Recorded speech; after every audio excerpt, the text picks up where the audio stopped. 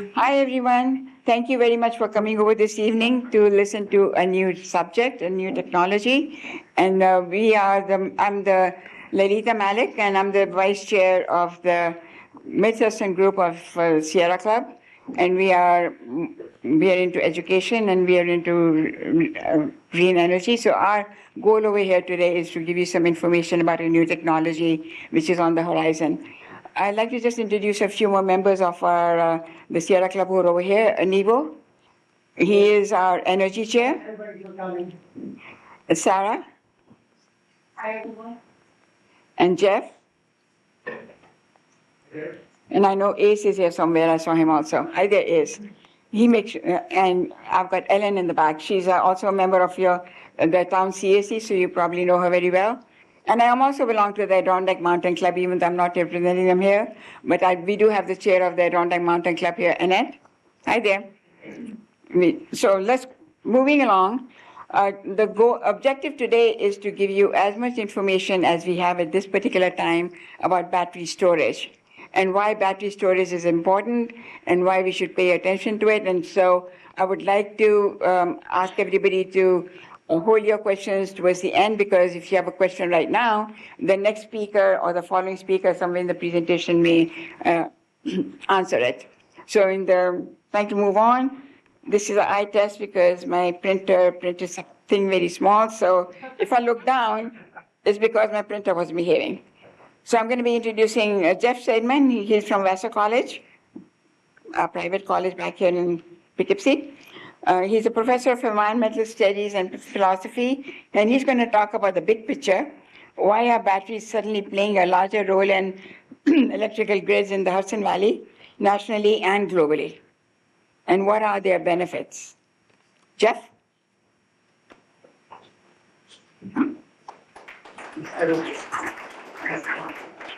Everyone, thanks so much for having me. Thanks especially to Supervisor and the town board for hosting us. I can tell you the reason I'm here. I live next door in the town of Poughkeepsie. And a couple of years ago, we were in a similar situation to LaGrange, in that a developer was proposing a large grid-scale battery facility on Manchester Road, Route 55, next to an electrical substation. And when people heard about this, when town board members heard about this, and members of the community, they were familiar with this technology. And so they, reasonably enough, Googled it. And they found, as you will find if you do this, really alarming news stories. Pictures of scary fires, and stories with like the names of chemicals that are in the smoke of those fires, like hydrogen fluoride, hydrogen cyanide, sort of nasty chemicals that you do not want to be breathing. And so people said, thank you. Is that okay? People said, reasonably enough, both board members and community members, what this feels like an unnecessary risk to me and my family and my community, and we don't want this here, or at least we want to really understand and do our research before, and really feel that these are safe before someone comes and plops these down in our communities. And so the town board voted to put a moratorium in place. And that was at about the point that I heard about it. And so I teach at Vassar College, and I teach in particular courses on the energy system. And so I know something about the role that batteries play in supporting the energy system. And I also knew enough to have somewhat well-informed opinions about their safety profile. And so I'm going to give you an opinion right now, which I'm not going to justify. I'm going to leave it to Ms. Blanco and Chief Murray to talk about fire safety. But my opinion at the time, still my opinion, is that the news articles are really sensationalistic, and they really, really distort our understanding of the risks, but that these technologies are less risky than so many technologies that we live with every single day. And they're new, and so, again, the news stories are sensational. So I worked turned out to be 18 months to share with my town board and with my community what I knew. And after 18 months, we got to the point where the majority of the town board felt comfortable reversing itself, ending its moratorium, and putting in place a zoning law that enabled grid-scale battery storage systems, or BESS, in the town of Poughkeepsie. So what I'm going to do today is just share with you part of what I shared with them, and so that come to your own conclusions. So the question that the part of the question that I'm going to address is just why are we talking about this? Why all of a sudden you may have noticed that it's not just it's in LaGrange, it is across the river in New Paltz and Gardner and Saugerties and the town of Ulster. All of a sudden, these things are being proposed all over the place. What's going on? All of a sudden, what's up with that? And so, I'm going to narrow the question a bit, which is why are batteries on a big enough scale? So what you see on the right, batteries that are in these big containers that look like shipping containers, so a big enough scale that they can support the whole electrical grid, why are those all of a sudden popping up everywhere? These things can be used, these big grid scale batteries can be used in all kinds of ways. One interesting case is they can be co-located with a solar farm so that the solar power, some of it goes into the battery during the day when the sun is shining, and then when the sun is not shining, they can still, the battery can put power into the grid overnight when the sun goes down. Really important, I'm not going to talk about that case. I'm going to talk about the use case where these things are standalone, almost always next to a high voltage transmission line and a substation. And so I've shown them up here though, next to, let's see if I can get a little pointer, next to a much smaller retail and commercial scale battery, like you might use to back up a home or a business. The important thing to know is that these are all made up of the very same battery cells, right? Just assembled together in smaller or bigger packages, and in the case of the really big ones, with like HVAC equipment and more fancy stuff sort of wrapped around them. But they are the same cells, just bigger or smaller groups of them. And so, am I not picking up the microphone? Is that a problem? Let's see if this works. Is that okay? All right. Okay. Everyone can hear me, right? Okay. Okay. And they are more or less, they are the same battery cells. Slightly different chemistry, different psychology, but the same battery cells that we all carry around in our cell phones and laptops and myriad other devices. So the question, these things have been around for a while now, right? The question is, why are we all of a sudden talking about them on such big scale, where there are like enough of them put together that they can support the whole electrical grid? So start with price. A decade ago, these things cost more than $700 for a kilowatt hour. Now they're around $108 this year, and they are expected to keep declining, not just next year, not just the year after, but for decades to come. And it's really important to understand why that is happening, right? It's not just that they are getting cheaper. The reason for that is that battery cells, the fundamental units that these things are made of, stacked together, they are like computer chips. We manufacture them in factories over and over and over and over again.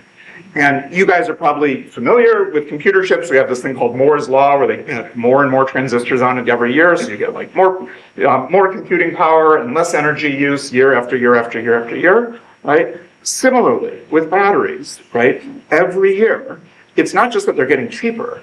The underlying cell technology is getting better. The systems engineering wrapped around it is getting better, and the manufacturing processes are getting better and more precise, so that these things are not just getting cheaper, but they are getting better and safer every single year.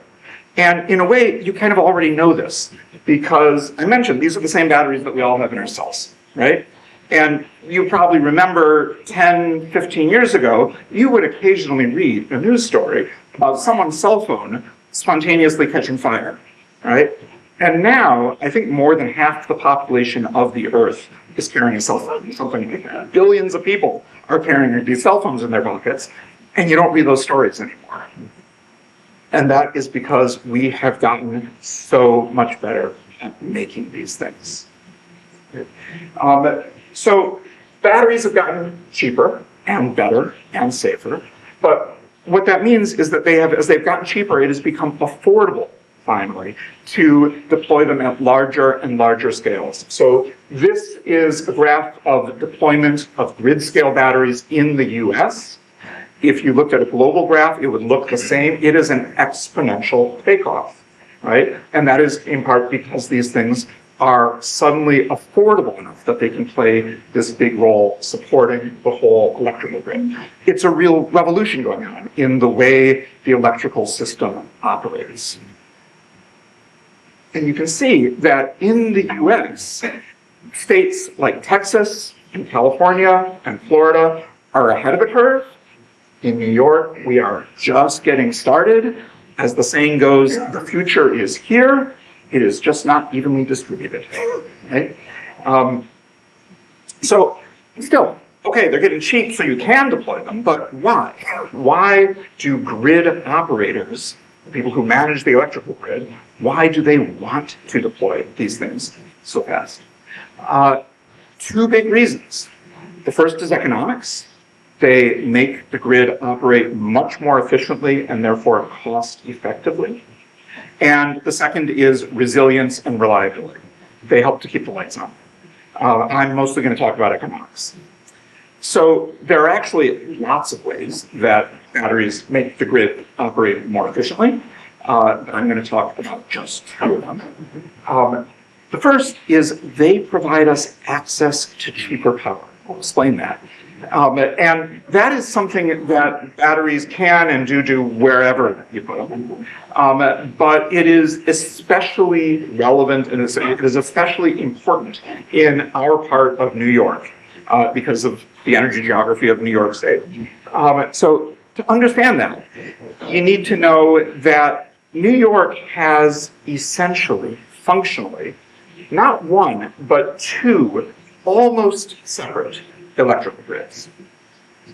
The grid in upstate, and I can't point at this, but the light blue up there, the grid in upstate and western New York is supplied overwhelmingly, its sources of generation are overwhelmingly clean. That's why you see that green ring there. That green is all emissions-free sources of generation and really inexpensive power. So think about hydropower in Niagara Falls and coming imported from Quebec. Think about a small but growing and smaller but growing even more rapidly amount of solar power, so small amount of wind power, and think about nuclear power, right? So this is pollution-free, but it's also just very cheap power, right? But the black lines that you see crisscrossing the map, those represent high voltage transmission lines. Those are the big power lines you see on 150-foot tall metal lattice towers that are for shuttling bulk power all around the state. Right? So those are like the interstate highway system for electricity. And that yellow, I can't point, but the yellow hash mark you see sort of above us in the Hudson Valley, going from east to west, that is an area called the Central East Constraint. That is a point where we just do not have very many of those high voltage transmission lines. We do not have enough to carry as much power as we need to carry to bring power from upstate to our part of the state when demand is high, right? So you can think of it as like a two-lane highway instead of an interstate, right? So what do we do when demand is high in the Hudson Valley and down into the city and down into, when we can't bring in the cheap power that is available from upstate. What we do is fire up oil and gas-fired power plants in the Hudson Valley. This is the Dan Scammer plant near Newburgh. These plants pollute our air, right? And Hudson Valley, because it is shaped like a bowl, it traps pollution. So although we are green and beautiful, we have some of the higher asthma rates in the country. And these power plants are a big contributor to that. But they're also just very expensive to operate, much more expensive than the power that is available upstate, but that we cannot get to us at times of high demand. Right? And you can see that. This is a map of the day-ahead market run by the New York ISO. That is the wholesale power market where utilities like Central Hudson go to buy electricity from independent power producers to then pass on to us, their customers. It's divided into zones. We are in zone G. And you can, I don't know if you can see the prices, but at the time that I took this snapshot, the price of electricity in the Hudson Valley was about $26 per megawatt hour in our zone. If you look upstate, $12, $14, $13 a megawatt hour. We're paying more than twice as much. That clean and cheap power is there, but we can't get it to us. Right? So, here's how batteries help solve this problem. At night, demand for electricity is low, really low. People are sleeping, most businesses and factories are closed. And so those high voltage transmission lines, including the ones in the Central East Constraint, that are clogged, that are congested during the day, they have tons of spare capacity at night. So suppose we put battery systems along those transmission lines, up and down the Hudson Valley, into the city, into Long Island. At night, when those lines are not congested, when they're free, those batteries suck up that cheap power from upstate when it is available. And then during the day, instead of having to fire up those gas and oil powered power plants, those batteries release their power into the local distribution grid. We get cleaner air and cheaper power. So this is something that is valuable any day of the year. It's valuable all the time, but when it really shines is on the most extreme days. So you guys might remember this last June 24th, temperatures were around 100 degrees all over the state. And so, of course, everyone turns up their ACs. So by 10:30 in the morning, the price of power in the Hudson Valley was, sorry? 120, thank you, was about $120 a megawatt hour.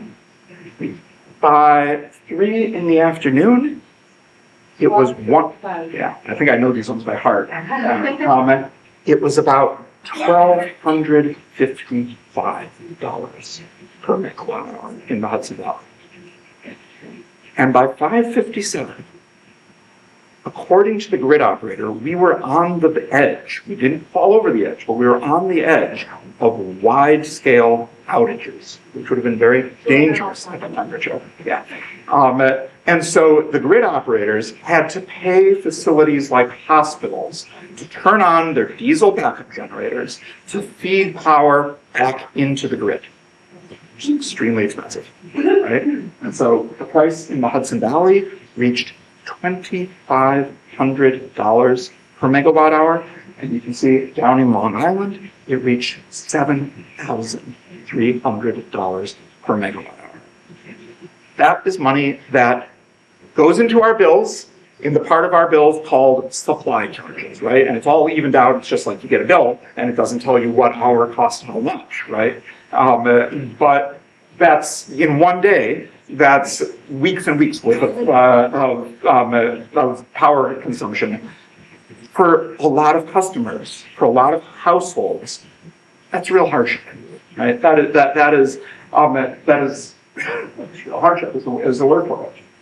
So Texas, let me say one more thing about New York. So New York, our electricity market is structured, it's organized to try not to have spikes like that, right? Texas, the market is structured differently. They allow spikes like that all the time. They compensate for it in other ways, so it comes out cheap. But those spikes happen regularly. And so you can see on the leftmost thing, that's August of 2023, and that's the price of electricity. And you can see it's up near $5,000 a megawatt hour a couple of times, $4,000 a few more times, $3,000, $2,000, lots of spikes during the extreme, that's when it's hot in Texas, and so everyone has their ACs on. But then a year later, August 2024, just a few of those spikes, and they're a little bit smaller, right? And 2 years later, August 2025, nothing. How did they do that? How did they tame their spikes, those price spikes? They did it by deploying boatloads of these batteries really, really quickly. Thousands of megawatts of these batteries really, really quickly. So that when the price of power starts to go up, there are hundreds or thousands of these batteries, and so they're in competition with each other. And so they sell into the grid when the price goes up. And the price doesn't have to go very high for that to be economical for them to make money. So they take power when it's cheap, they sell it into the grid when it's a little bit more expensive, and they cut off those spikes before the spikes happen. And not only that, so that is one way the batteries save us money. They allow us to take power when it is cheap and use it at times when it would be otherwise very, very expensive. The other way that they do it, so there's two parts to our electric bill. There's the supply charges, which is what we pay for the power that we buy. And then there's the delivery charges, which is what we pay to build and maintain all of the poles and wires and transformers and substations and distribution lines and transmission lines, all of the infrastructure that brings the power to our door, right? So for the last 20 years, demand for electricity in the US and in New York has been more or less flat. And in the last couple of years, that has started to change rapidly.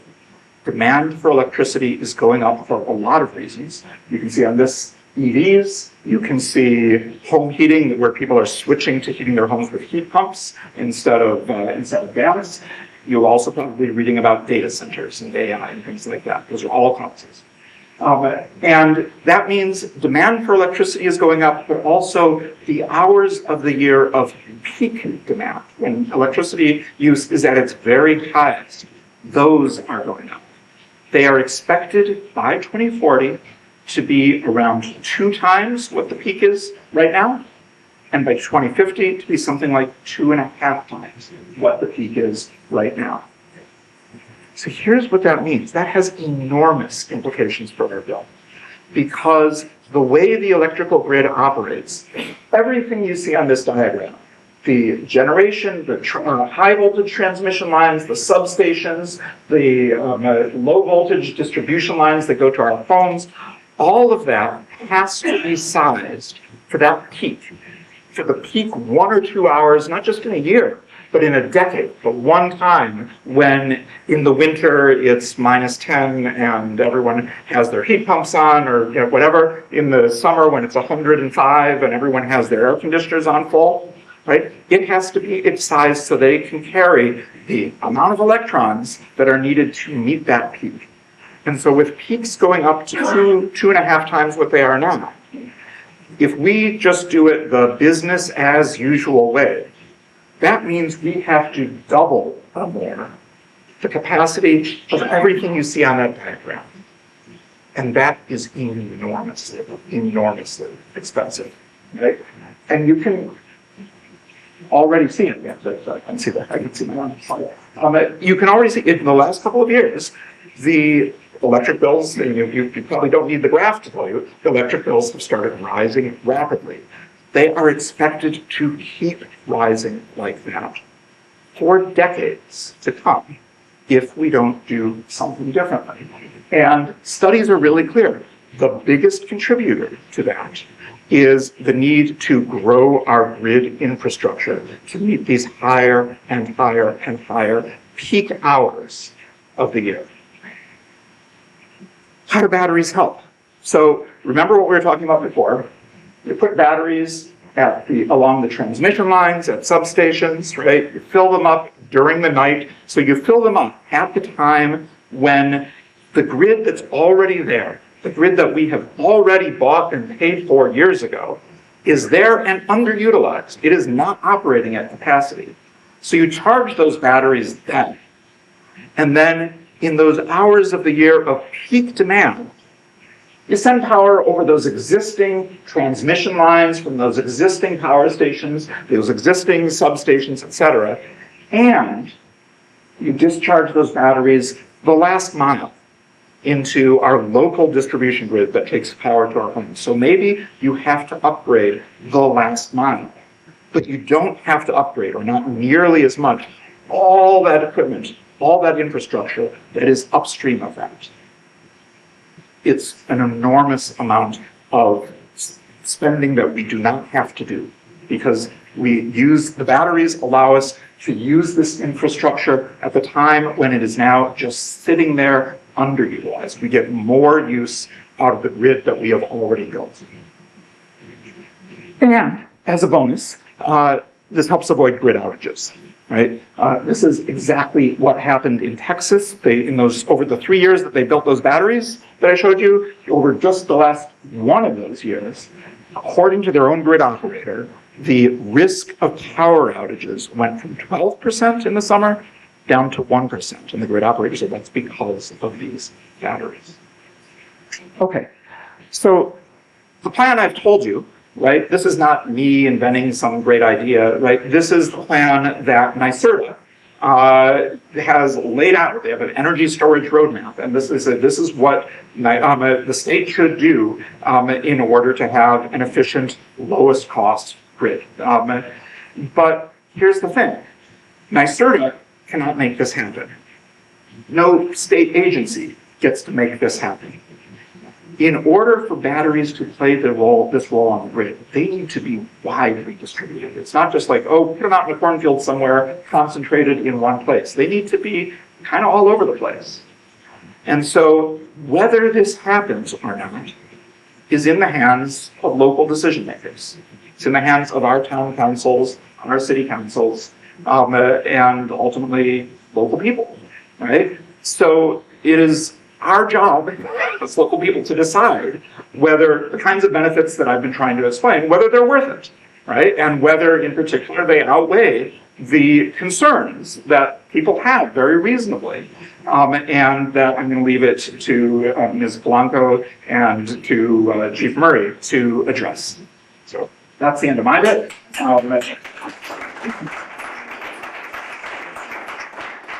Thank you, Jeff.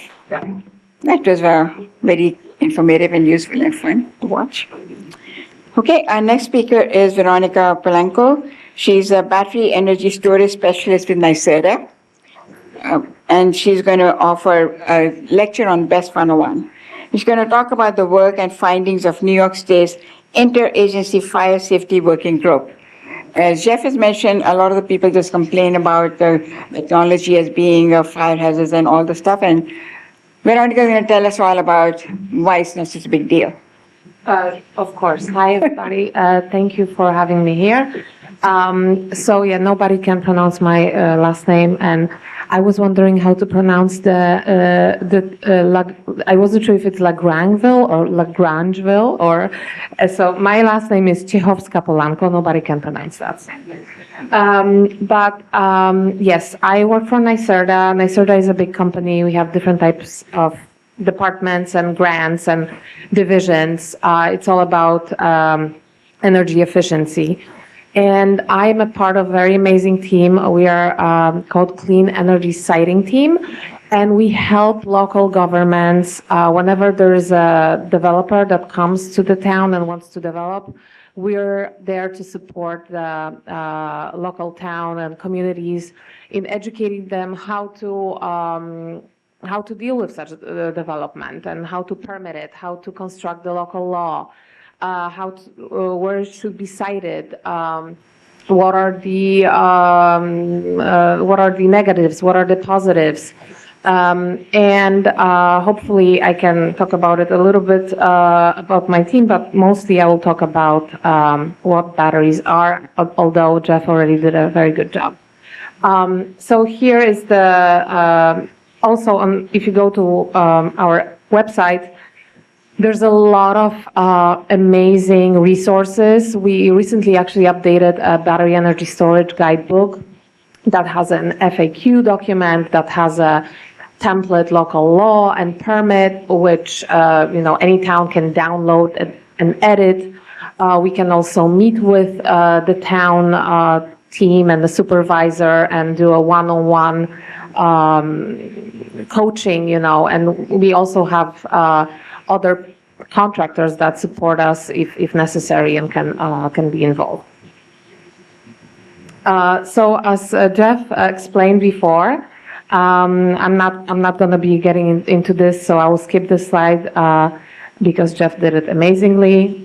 Here are some examples and applications by sector. So Jeff was talking about the utilities, grid operators. Another important aspect that I think we don't mention is that many times because of the misconceptions about the batteries, we've noticed that certain towns, they think that, they shouldn't be close to school or they shouldn't be close to a community center. It's quite the opposite right now in the world we live in with the storms we get in. Actually, when you have battery storage near community center, this is where you can really use it when the times are bad, when the grid is not operating, when you lose your electricity. These community centers and schools can support probably the whole town and provide these services that are critical for the whole community. So this is a different version of also the slide that Jeff had.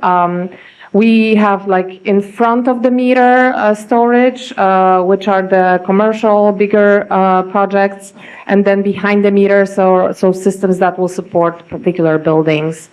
The smaller and bigger systems are becoming more and more popular, and I believe that the residential systems are going to also play a big role, hopefully, in our state as well. And here, if you look at the components, so you have regular cells. So battery energy storage, it looks like this giant container, and what's in it?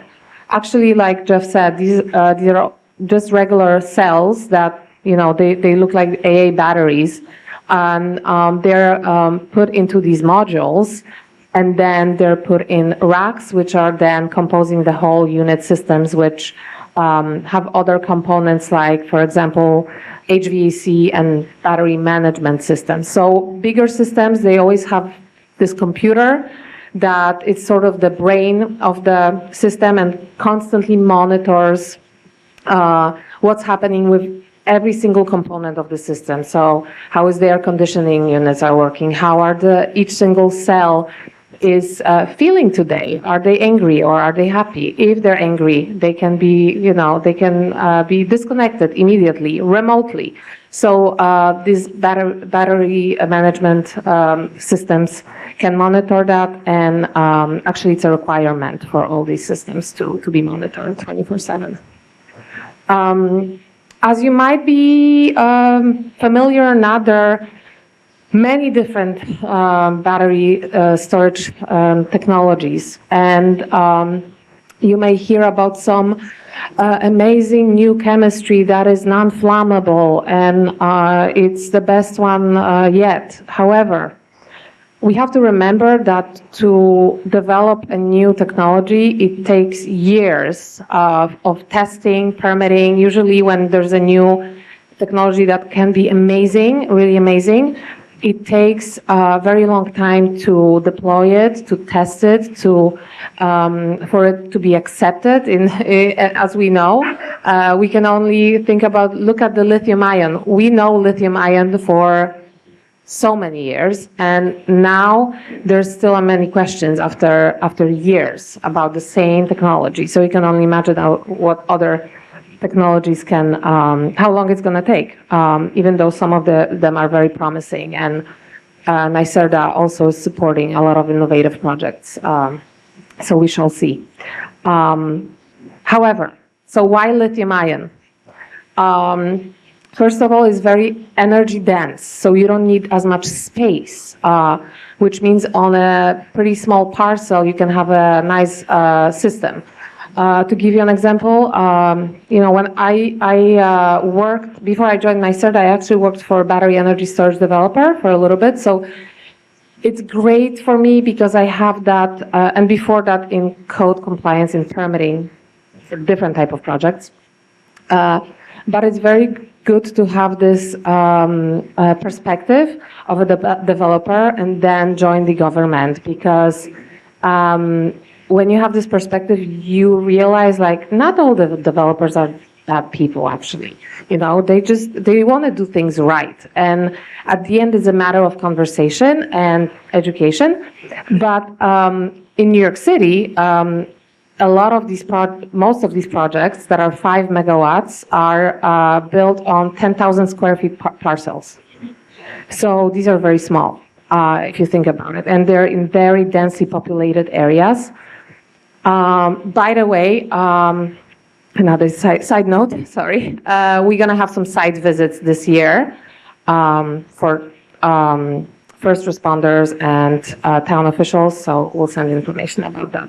Most of them are in New York City, but we're trying to find some sites in the upstate as well, and in Hudson Valley. So lithium ion, they have a very good lifetime. They can very quickly charge and discharge. They don't lose the charge as fast as some other chemistries.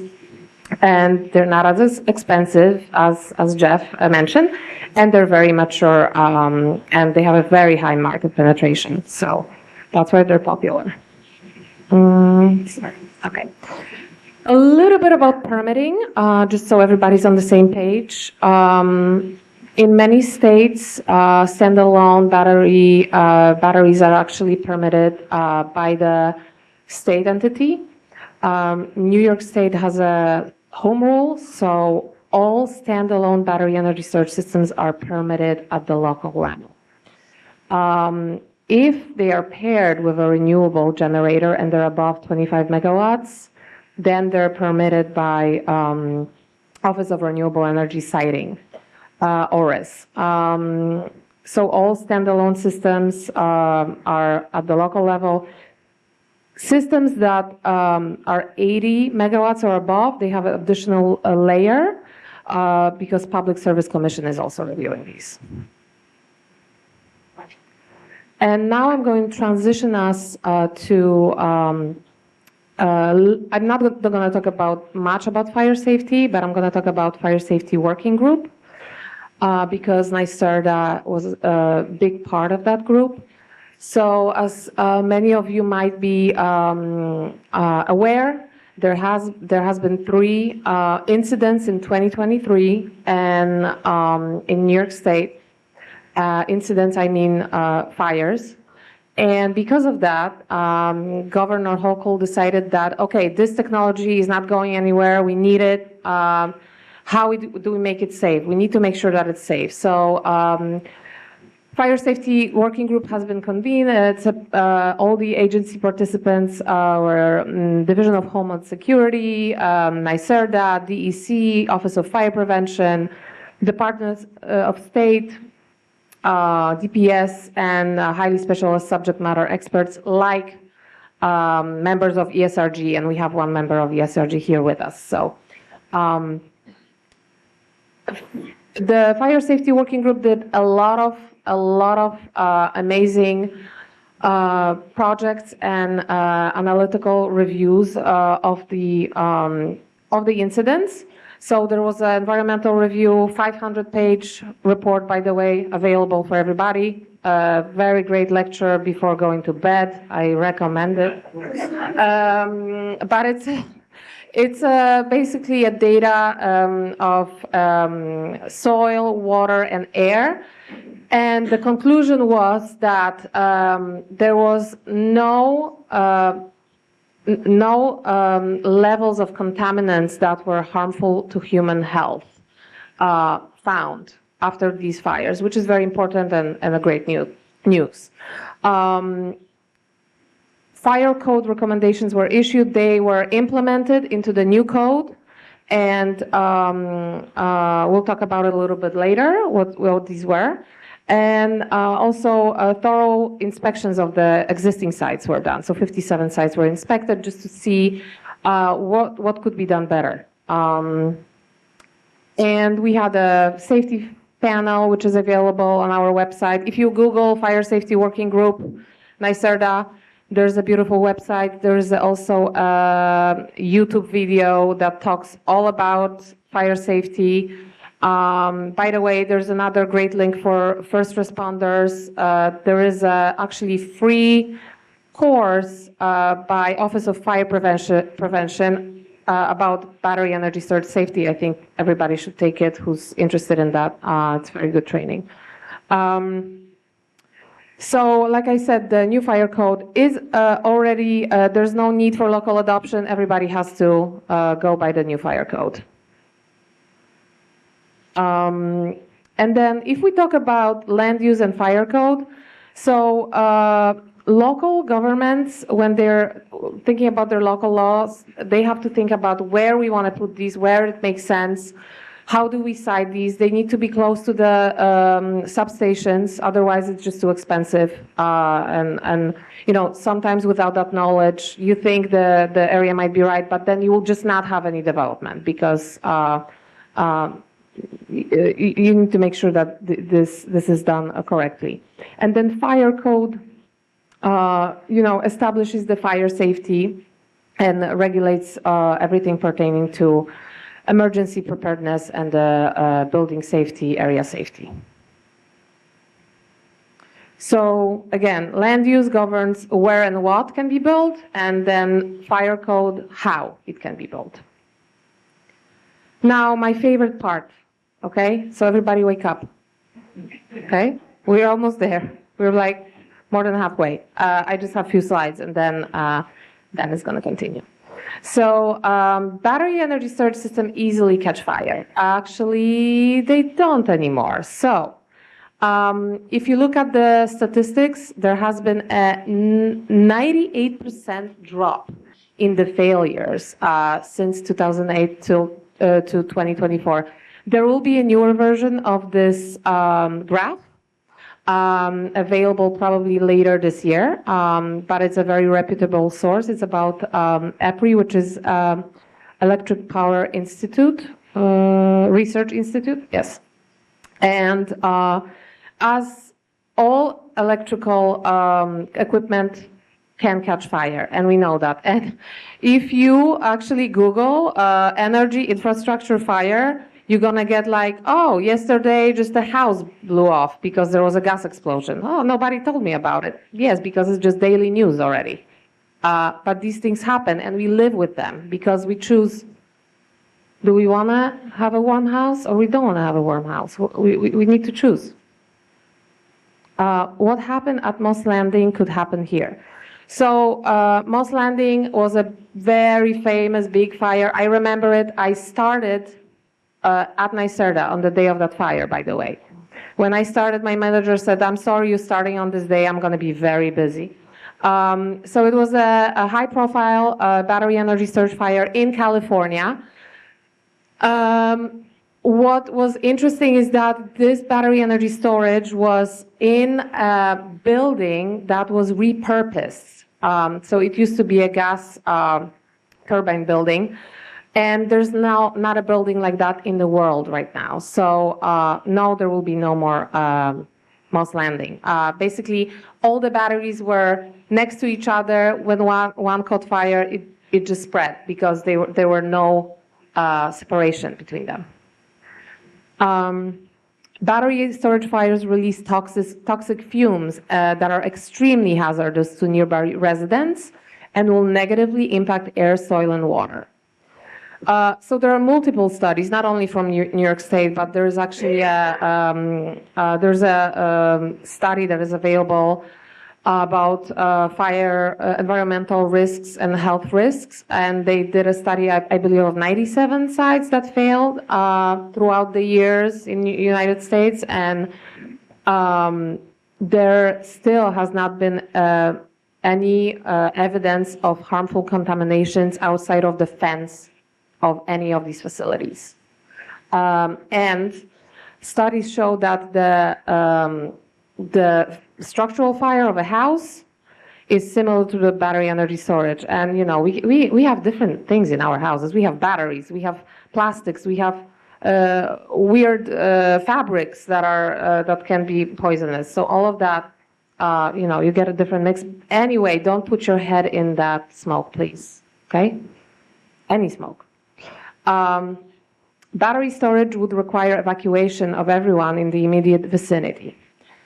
Actually, safety experts do not recommend evacuations. Instead of, it would be like a structure fire, so everybody stays in shelter in place. Battery energy storage systems should not be located near residents or schools. So battery energy storage projects are actually, you know, if you go to New York City, you can see so many of them very close to residences and schools. And actually, there's a community storage installation across from a school in the Bronx, and school was very much involved, and students still use it as a project. They learn about storage, they learn about renewables. So, and like I said before, for security purposes, it will make sense to have storage in areas of assembly, because it could be a place of refuge, and it could be a place where a community can find all the services that are not available during outage. And most hospitals actually already have battery energy storage, just people don't know about it, because why would they? And just finishing up, as I mentioned, we have a guidebook that has been recently updated, so you can find it on our website, and we have many pre-recorded trainings. Soon we're going to be offering also code training for code officials in the next few months. And here are some chapters in the guidebook. You can check it for yourself. I'm not going to bore you with it. Yeah, we also have these clean energy advisors that we work with. You can email them. They also do one-on-one. You can scan that code if you would like to, and they can provide one-on-one technical assistance. They're like contracting with NYSERDA. Okay, great. Thank you.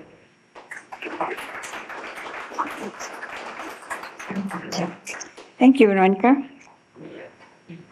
So the last speaker that's going to talk about a very important subject, that's Dan Murray.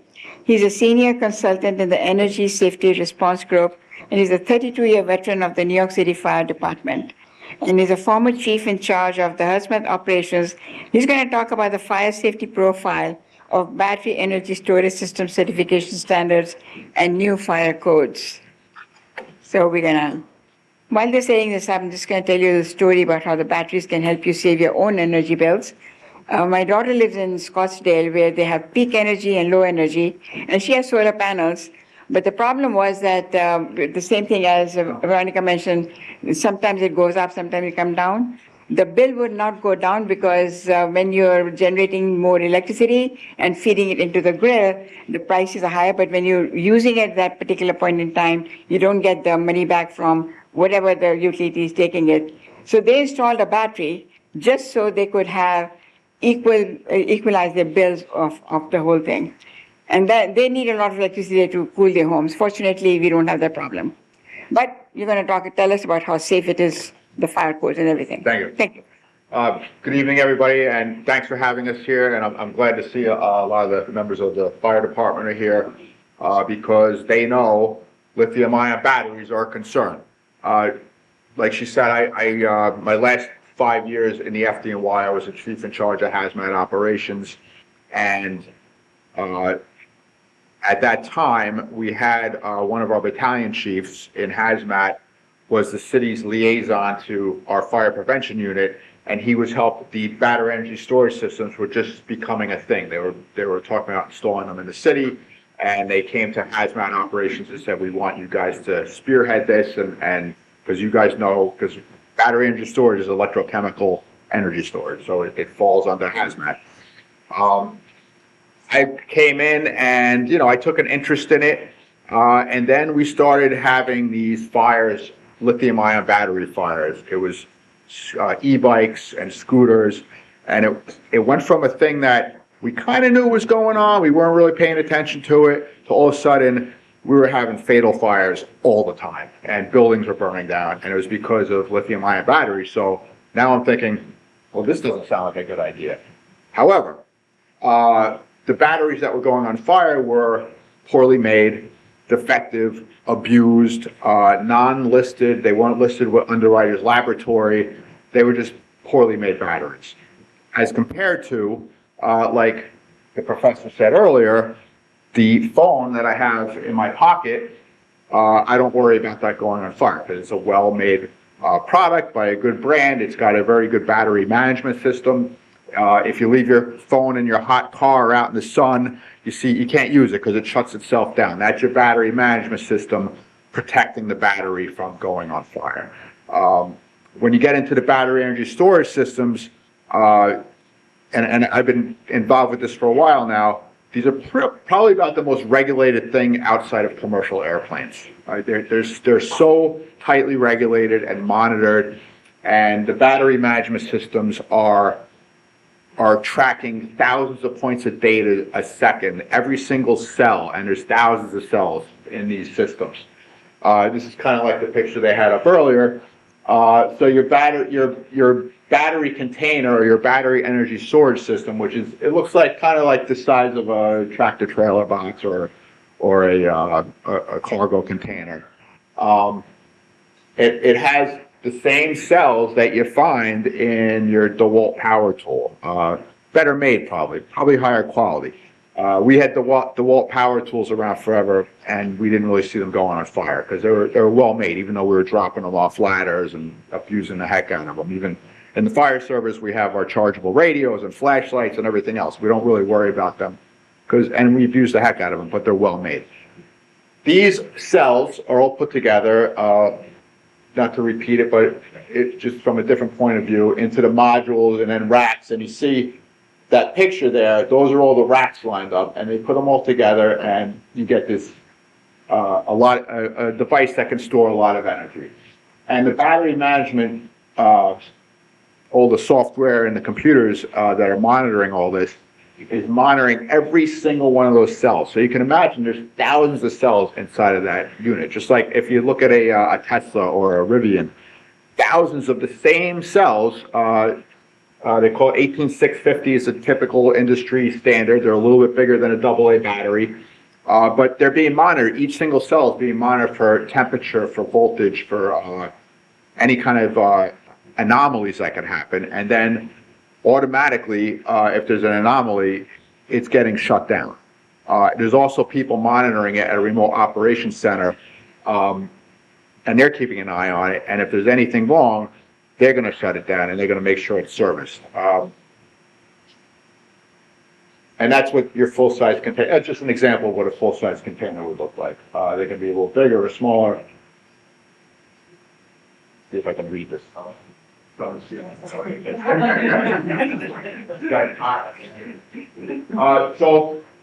I want to get into the codes and standards. That's what they wanted to talk about. That's something our company, Energy Storage Safety Response Group. Yes. Can't hear you. Oh, I'm sorry. Okay. Very few people say they can't hear me. So the codes and standards, and we touched on this already.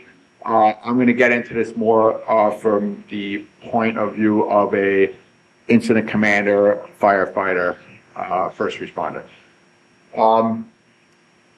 International Fire Code. So these are all the things that regulate what can and cannot be done as far as vent systems. The most important thing Veronica brought up was the new New York State Fire Code, which went into effect January 1st of this year. Like she said, our people from ESRG were heavily involved in advising the working group that was developing and revising the state laws and codes. And they came up with some really good recommendations. And right now, this code is, in my opinion, the strictest and most comprehensive in the United States. It covers a lot of things. I'm going to get into the most significant things as far as fire safety goes. NFPA 855. Everybody in the fire department is familiar with NFPA. It kind of regulates everything from what kind of helmets and boots and hoses we use to the fire engines, anything, the sprinkler systems in buildings, anything that involves the fire service. NFPA is essentially a standard. It's not a law, it's a standard, but everybody essentially follows it. And those committees, like NFPA 855, the committees are made up of from a combination of industry people, firefighters, fire safety organizations, and other groups that have an interest in whatever that might be. If it's a light switch or a sprinkler system or something like that, you're going to have people from that industry and from the fire service. So on the NFPA 855, it's the standard for stationary energy storage systems, which is that container I showed you on the previous slide. So every one of these BESS systems is compliant, has to be compliant with NFPA 855 if it's going to be in New York State and basically anywhere in the country. And that follows, so that one standard is also going to follow other NFPA standards, such as 6.8 and 6.9, which deals with explosion prevention and explosion control. Which is, and if, like you say, if you want to go to sleep one night, very easily you start reading these NFPA things. And I've sat in on the committees myself, and a lot of effort and a lot of meetings go into every single decision they make, and it's for the benefit of the people. But the fire code, the section for battery storage is only 20 pages, so it's not that terrible, like the 1207. So, 1207. Yeah, it's not too bad. Anybody can go through it. Good night tour material. Yeah. All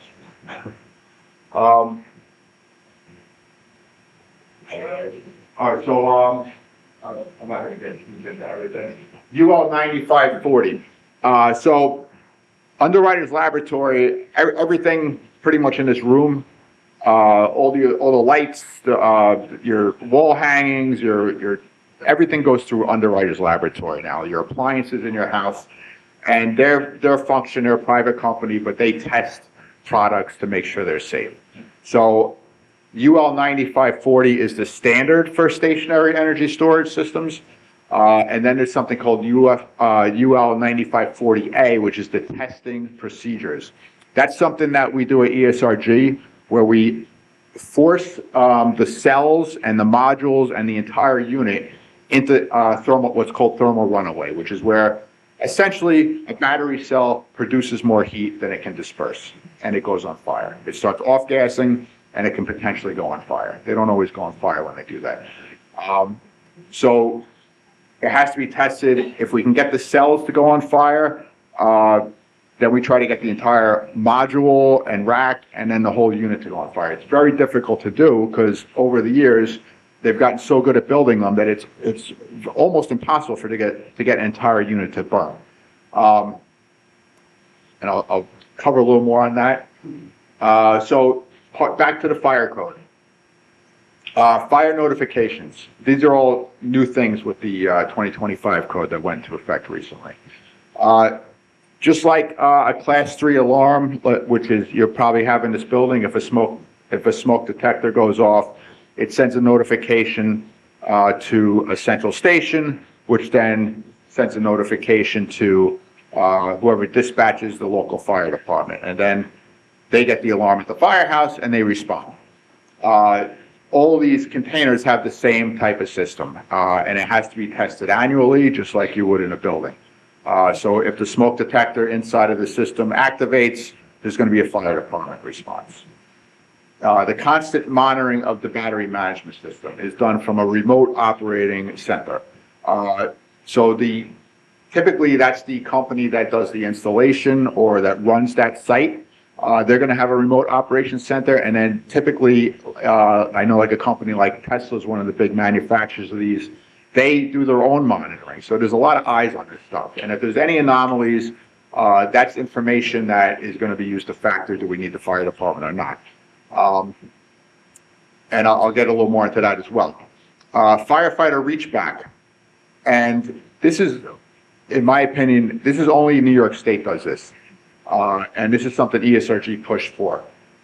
When the fire department arrives, they get that alarm that I spoke of, and they arrive on site. And just to go back in New York City, we have about 30 of these BESS systems running, and without incident, there's never been a fire. But we have had an alarm where the fire department had to respond, and they pull up, and there's nothing going on. So there's a phone number to call, and they can get directly in touch with the people who are monitoring that system, a subject matter expert. In New York State, that person has to be available via phone within 15 minutes. Also in New York State, they have to be on site, standing next to the incident commander within 4 hours. And 4 hours seems like a long time, but that's the maximum. So essentially, the way it is now, since we're so close to New York, you would have someone here in a lot less time than that. It's a matter of, they've made it 4 hours because these things are going in up in the Adirondacks, so they want to leave that window. But it would be a much faster response time, and that's just to help, not to take over the fire. The incident commander from that local fire department is always the man in charge or woman in charge. It's to be a help and eyes and ears, and also we have access to all that battery management system information, which is important. And that's where it says firefighter emergency handoff. Is anyone, I know all the firefighters have, there was a fire recently in Warwick, New York, which is pretty close to here. And that was the third fire they had, because Veronica mentioned that there was 3 fires that occurred that where the governor decided to have this working group to revamp our fire code. So after that Warwick fire, I was curious what happened. So I happen to know the Orange County hazmat chief, who was also on scene. I said, can I come up and talk to you guys? So I went up and I sat down with the Warwick fire chief, and I sat down with the Orange County hazmat chief. And I said, how did it go? You know, what did you guys do? And then I was kind of joking. I'm like, and Warwick Fire Department, you're probably the most experienced, best firefighting unit in the country right now, because this isn't the first time. So those batteries they built, that company's out of business. They're basically garbage batteries, and the village of Warwick has ordered all of them removed from the town. It turned out most likely water infiltration was the issue. Water got in, and we all know water and electricity don't mix. Here's what the chief, here's how he told me. He came in around, I think 10:15 at night. It was pretty close to the firehouse. He was there within a couple of minutes. He saw this battery was burning. He showed me some videos. It looked basically like a dumpster fire. It was burning pretty much fully involved. He called in a mutual aid company from the next district, and he had all of his units and manpower stay in the firehouse because it was raining, because he was trained. And he knows part of the training is we're not really doing much of anything. We're not putting water on it. It's designed to consume itself. It's actually, and that's why in my opinion, it's safer than a house fire, because it's in a fenced area. We don't really get involved, and there's no life hazard except for the firefighters, because there's no one to rescue. Whereas a house fire, the members are going in very dangerous conditions, trying to rescue people and get everybody out, and advance hose lines into it. Here, The Warwick chief essentially called in his county hazmat team. They came down, they set up air monitoring around the site, basically mostly right near the site and then further downwind to monitor for any kind of airborne toxins or chemicals. His readings, even the closest meter, they used the area arrays that they had. I think they had, it was 2 parts per million of carbon monoxide, which wouldn't even set off your household CO detector. That typically goes off at 9 parts per million. And they also got readings, I don't recall offhand, of hydrogen cyanide, which we find in every house fire, well below any kind of IDLH or even STEL readings. And they had their monitoring set up for several days.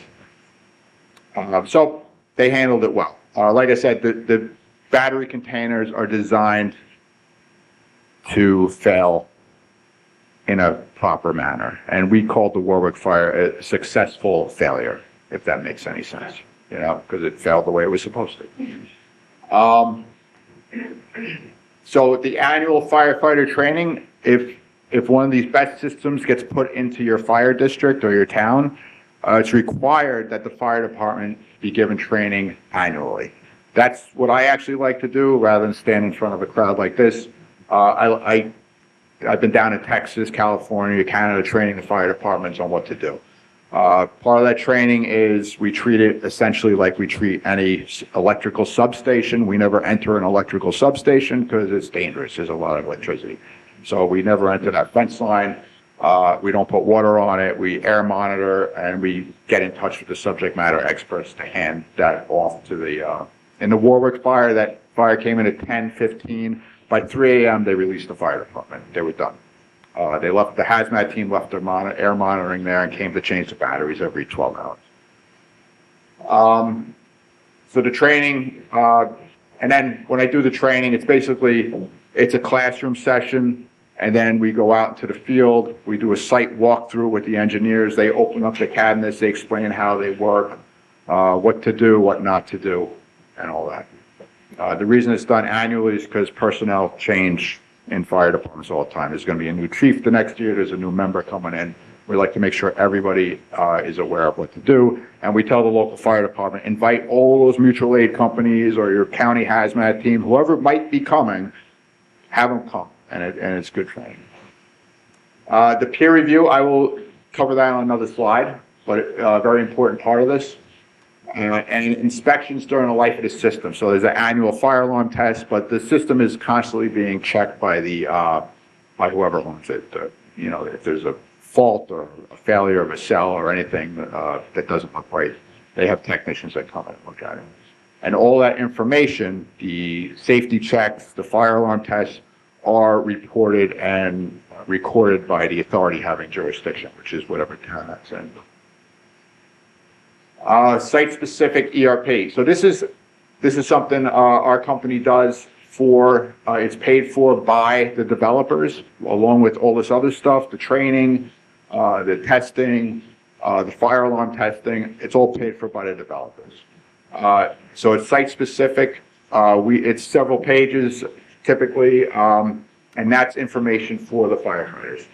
And it's designed and approved. We like the fire chiefs to take a look at it, make sure they agree with everything, where the staging area should be, make sure all the accesses are acceptable, make sure they have the proper training and equipment. Typically, if in a small fire department, they may not have the correct metering, air monitoring equipment. That's when that's a good time to hit up the developer when they're trying to get approval, see if they can get them to buy them some equipment like that. It's updated annually, so we take a look at it. We like the fire department to take a look at it, make sure all the phone numbers are correct and everything else. And the peer review, that was mentioned on an earlier slide, part of the New York State Fire Code. So I believe there's 3 independent companies in New York State now that are qualified for doing the peer review. ESRG, yes. Right, that's correct. ESRG is one of them, who I work for. So instead of the developer dumping a giant stack of papers on the desk of the town code people and the fire department, We go through that and we make sure everything is compliant as per all those other things I previously mentioned, the state law, NFPA, UL, and also whatever the AHJ requested during when they granted permission to build it. They may have had special requests that aren't covered by any of that. We make sure that that's all done before the construction even begins. Once again, that's paid for by the developer, and these are just all the things that we go through. The fire alarm devices, the matrix, like what kind of response the fire department would like to have. Location, when it says battery listings, make sure that they're all UL approved. Separation distances, now that's determined by the UL 9548 testing. When we actually burn these containers, we do heat flux analysis, and that's how, when you see them spaced out on a site, those distances are scientifically determined. Like how close can they be without, if one's fully involved, without making the next one go on fire. The commissioning plans, how they're going to build it.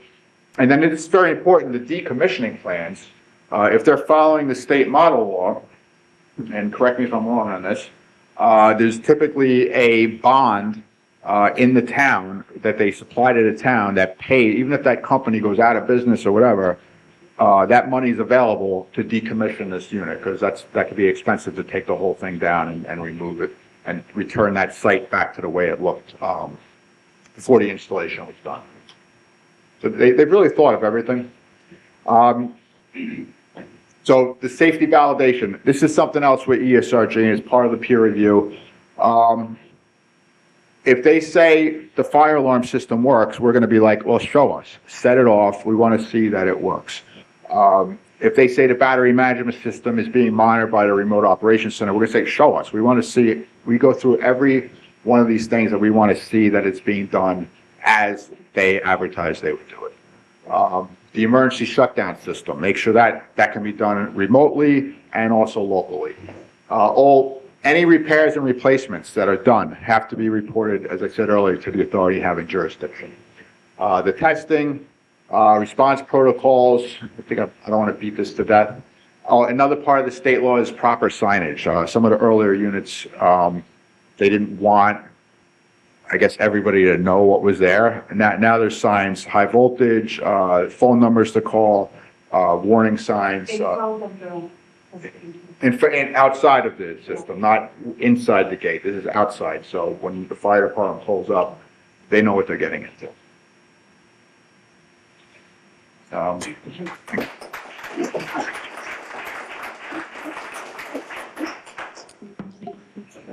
So through the course of the evening, we've learned why we need batteries. We've learned how they work and other information. We've learned fire safety and how safe they are today. So I'm going to open it up for questions and if anybody has anything. Can they come up to the microphone or just speak to the I don't know, can I walk around with this? I don't know. But who has questions? We'll figure out. We can repeat the question into the mic. Okay. Yeah. When you have the graph up that showed the east-west line that didn't come to Hudson Valley, Yeah. how can that be built or? Yeah, no. We absolutely, oh, sorry, repeat the question. Thank you. So I showed the map of New York and said there's that area where the Central East constraint where there is not enough high voltage transmission. And the very reasonable question is like, well, why don't we just build more high voltage transmission? Yes, 100%. We should do that. We will do that, I think, eventually. We just, to give you an idea, this year, a big new high voltage transmission line called Chippy, the Champlain Hudson Power Express, is coming online. The process of starting that planning for that and proposing it started 24 years ago. 24 years. That wasn't a particularly long one, but that is not uncommon. Transmission lines usually need to get siting jurisdiction from every little town, hamlet that they go through, and there's all kinds of opposition often, and all sorts of other problems as well. So It's hard to build transmission and it's slow. And so, yeah, we absolutely need to build more transmission, and that would make the whole grid a lot more economical, but it's not something that you can do on the kinds of timeframes that we need to do to meet the growth in demand of electricity, for electricity. It's a really good question. Go ahead. Who wants to something? Okay, go ahead. Yeah, so you keep referring to the developer. Mhm. So is that Central Hudson or No. who is it? Do you want to take it? Sure. So there are multiple companies. Repeat the question. Oh, so that who's the developer? Okay, it's a good question. So there are multiple smaller, bigger companies that build these type of projects in order to make money. So, right? These are businesses. So what they do is that they do something that is called arbitrage. So they build these facilities. Of course, it's never random. It requires a lot of studies. It requires agreements with the utility. Like I said, it's all the siting part of it. It has to be close to the substation. It has to make sense for the local utility at this particular spot. It takes a lot of planning to do. I know because I worked for one, and a lot of these projects, they don't even come to fruition because So of. these are battery manufacturers, No, developers? no. Most of the time they buy different systems, and they put it together as a development, just like you build a building, basically. And these developers, what they do, they charge at night when the energy is cheap, right? And then they sell to the utilities for a little bit of a different price, and they can make money off of it. But at the end, it makes the electricity cheaper because the margins are pretty small. Add something? Yes, it is. So in New York, the utilities are what are called restructured utilities. So it used to be utilities were vertically integrated. They owned the power plants and the substations and poles and wires. Now they do not own the power plants. We have independent power producers who bid into that wholesale market that I was showing you an image of.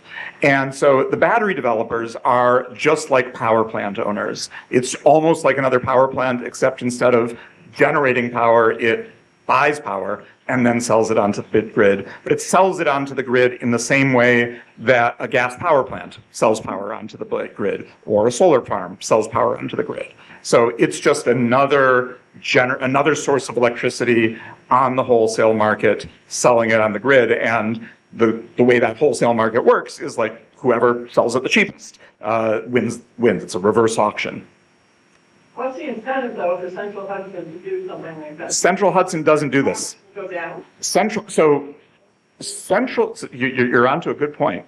Important point. So first of all, like Central Hudson, right? They don't own power plants. They don't own batteries. They make their money by investing in poles and wires. And so the part of our bill that is their profit is those delivery charges. That's the cost of building and maintaining the poles and wires, right? And substations and all that infrastructure. But you're onto a very good point, which is if we install more batteries, there is less need to build as many of those poles and wires. So Central Hudson, I'm not doing any conspiracy, nothing like that, but Central Hudson's incentives are not to say, let's build lots of batteries, because batteries are built by third parties, independent developers, and they're in competition. Central Hudson doesn't make any money from that, right? They make money from having to build more infrastructure. And batteries are a way of Central Hudson not needing to build as much infrastructure. That is not that is not something that is good for Central Hudson's bottom line. So Central Hudson will, because the state Public Service Commission that regulates utilities is out there saying, you need to do this and you need to treat these fairly. They will do their best to, comply. They will comply with the law and comply with state regulations and treat this fairly. But it is not in their interest to make this easier, right? This directly cuts into their source of profits. Question for you, Professor. Yeah. It's my understanding that Central Hudson controls the grid, so to speak. So are we guaranteed that these battery energy storage facilities come into the town of LaGrange, that 100% of that power will come to the residents in the town of LaGrange? Or will they send it elsewhere? Okay, so the question was, Central Hudson controls the grid. Are we guaranteed that if a battery is built in LaGrange, that the power will come to the town of LaGrange and not be sent elsewhere? So power is not, it is, the electrons are all mixed. There is no way to say where the power is, where the electron that, is coming into that laptop is coming from. So what is the case, though, is that, remember I showed that map with zones? So zone G, where we live, right? That's the grid operator, which is actually, in this case, the market operator is not Central Hudson, but the New York ISO, Independent System Operator, independent nonprofit agency.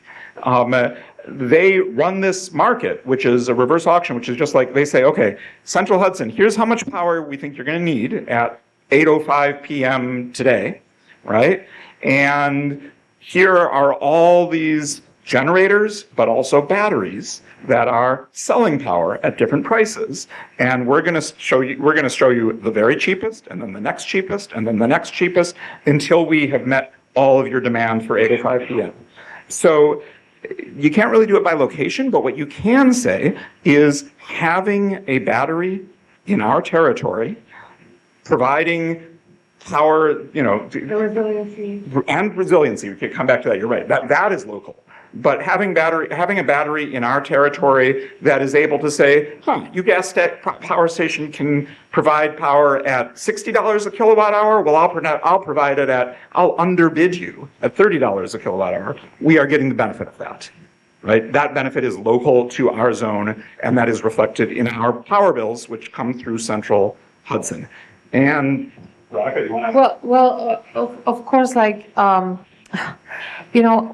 when I was working for a developer, actually, if you look at the Con Ed studies, whenever they place a battery, it does have, it serves a certain area, even though it's not behind the meter, it's in front of the meter, plugged into the grid, and you don't know where these electrons are, like you said, but the particular battery is still serving a specific area. And another thing that it's, because why this town needs it, there are other benefits, and this is something whenever a developer comes, there are financial incentives like pilot agreements and HCA agreements, which are host community agreements, where developer has extra funds to invest in a particular town in a way that town needs it. And many times it just makes financial sense, and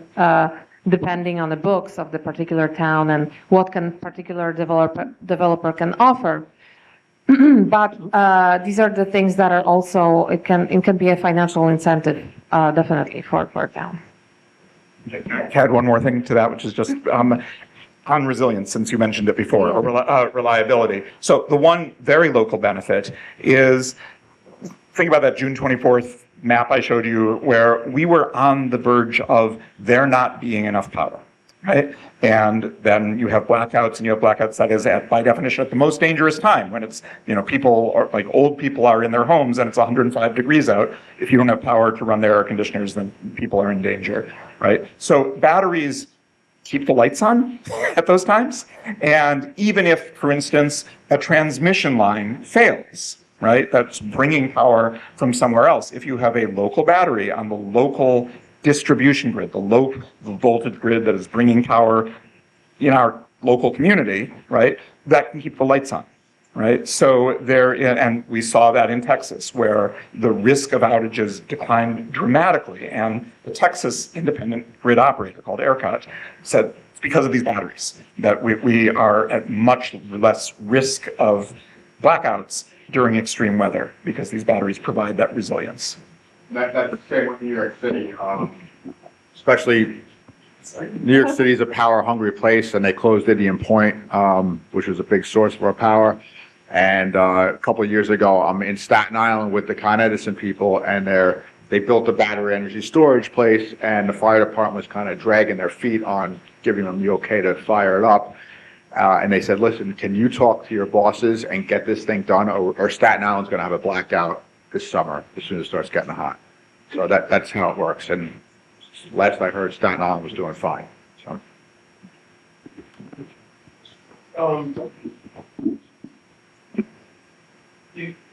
I get the power goes into the grid. If we build 3 of these battery storage facilities, what you showed on the map, that size that you showed on the map. If you build 3 of those in town, at one instance you said it just kind of goes in the main grid, it all gets mixed up like in a pipe of water. It's just all, you're gonna get what you get. There's no guarantee, because I hear a lot of talk about people saying, oh, if we put this in, it's gonna lower my Central Hudson bill. I mean, we hope, I get every little bit helps, I'm for, I'm not against it, I'm for it, every little bit does help. But there's no guarantee that this is gonna lower my Central Hudson bill, correct? So I want to be careful with the language of lower as opposed to make it go up less. Right? That's different. I will not claim it will lower your bill. You're gonna pay my difference, right? But again, I don't disagree with you, but I hear a lot of talk about people saying it's gonna lower my bill. There's no guarantee of lowering the bill. I would slow the hiring of the bill. I'm going to talk in terms of like slowing the rise. I'm not going to talk about lowering, right? But I would say there is a guarantee. There is economic logic that I mean, how much? You know, you might say, oh, it's like too little to make a difference, and I won't really notice it. That's a question, right? But the 2 things that I pointed to, right? One is, like, when is a battery discharging? What is a battery doing? It's doing it when it can underbid someone else that would be there selling power. So if it's a gas plant or whatever, it is like the only time it's discharging is if it can get in at a lower price. It can sell power at a lower price than the person who's there now, who would otherwise be selling power. So by definition, it's got to be selling us cheaper power, right? And again, there's more to it than that, because it's able to do what a gas power plant or an oil power plant can't do, which is collect that really cheap power from upstate overnight when it's like costs next to nothing in the middle of the night, and right? And then it can sell it. It might sell it back at a higher price, but it's going to sell it at a price less than whatever anyone else is selling here. Otherwise, it doesn't get accepted. Its power doesn't get bought. So that's one. And the second thing is, again, as I tried to, is it means we have to build less grid infrastructure. And that means that, like, Central Hudson does not get to invest in as much grid infrastructure, and that is the biggest thing on our bills, is the delivery charges from Central Hudson's investments. And so, yeah, no, I would say, by definition, it's going to lower, or rather stop from going up as much, our bills. You might say, but it's not enough to like matter in the, well, it depends how many batteries you build and what else is going on. And, but it is definitely a lowering force. That is like the whole economic logic of it. Also, another 2 comments. I just have to say, I disagree with the comment that the economic helps the town. I don't see that. A pilot program doesn't help the town. A pilot program helps the builder, so he may not have to pay tax on a project. So we can get at it during the debate time. No, but my other question was, is there a study, like again, what you showed on the map, just so I can understand, if you build that, if that was charged up, ready to go, you have a study that shows like comparison, that battery power plant would allow power for 100 homes or 1,000 homes for 24 hours before it's discharged? Like, how much power does that actually bring back into the grid to light up how many homes? It very much depends on the size of the, do you want to speak on the size of the battery, right? There are batteries from, like a megawatt to 200 megawatts, right? It depends how big it is and how much, so I don't know if you want to speak to that further, but just to go back for 1 second to the pilot is payment in lieu of taxes. And the idea is these things, depending on how big they are or how small they are, right, they can, they are big money-making enterprises for their owners, and the town can and absolutely should negotiate, say, if you want to come here, you are paying us so that our taxpayers do not have to pay as much. You are paying into the town budget, and we will not let you here. And I should mention, what many towns do, I've talked to town supervisors who, they don't just negotiate a pilot payment of Blue taxes, they have permitting fees specifically for batteries, which are very, very high. So I talked to the town supervisor of Ulster, and he has, just for the privilege of applying for a permit, the battery company that is applying that has paid, I think, over $1 million to the town. It's a big system, just for the privilege of applying for a permit, which they might not get at the end of the day. And then there's the payment in lieu of taxes. So it absolutely, I mean, it's up to the town, like how hard the town negotiates. And I would say you should negotiate hard, right? Like, squeeze them for every dollar. But it can absolutely benefit the town if the town chooses to negotiate that way. Sorry. The town doesn't negotiate the pilot, the Dutchess County Industrial. Right, but then you can have, instead of that, you can have a host community agreement, and that's for the town. Yeah. Definitely, I don't even get it. Right, but then there are multiple ways of negotiating that with the developer, with the county and the town, so everybody gets a chunk, or, it doesn't happen. And at the end, the developer, of course, has a limit, right? Because they need to make money as well. But most of the time, if they really want to develop something, they're willing to negotiate and they're willing to do both, or you talk to the county, and then, if the county knows that the town is struggling, needs the financial support, what the county should do. It's a matter of, it has to be communication, that's it. And many meetings and the involvement of the developer, and, developers are getting better. And then they keep you up to date. They tell you where are they right now with their process, and how often they will communicate with the town. And they should come and answer all the questions of the community, etc. So I think it's a matter of just being open and having that conversation at the end. Yeah. Thank you for all the information. It's actually been really fabulous. I'm so glad you all came and we were invited to come. I have a question about sort of cost and benefits, maybe more obviously, that go beyond one part of electric sales. I think that what you mentioned in the beginning about asthma, about air quality, about stability, and sort of trying to grapple with fossil fuel instability, and also about environmental impact. And so my kind of question, I don't know if you can even address this, but maybe as working for a developer, is when siting a battery storage facility near to, the electrical tank, what sort of environmental impact ideas are addressed. And so beyond like whether it's landing turtle, habitat, or whatever, but things like noise, right? Of all that HVAC. You hear about how noisy these big data centers are, their HVAC. Things like nighttime light, which would have a dramatic impact on the environment, so the wetlands near the rail trails, or wherever it is. So those other sorts of intangibles become real costs. And then we can be harmful. Sure. Very good.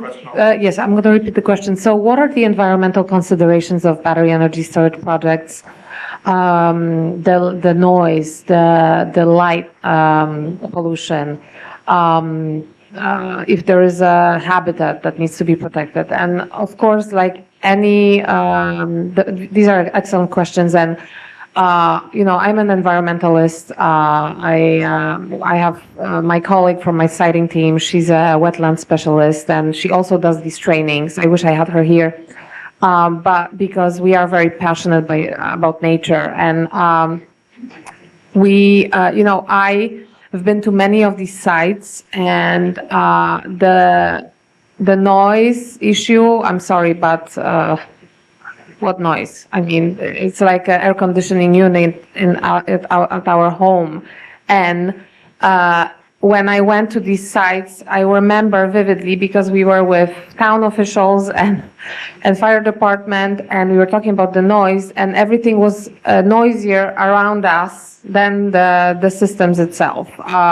Because, you know, there are regulations, of course, and you can actually ask the developer what will be the noise, and they should give you the decibels, and they have to provide that information, and they have studies for that if needed.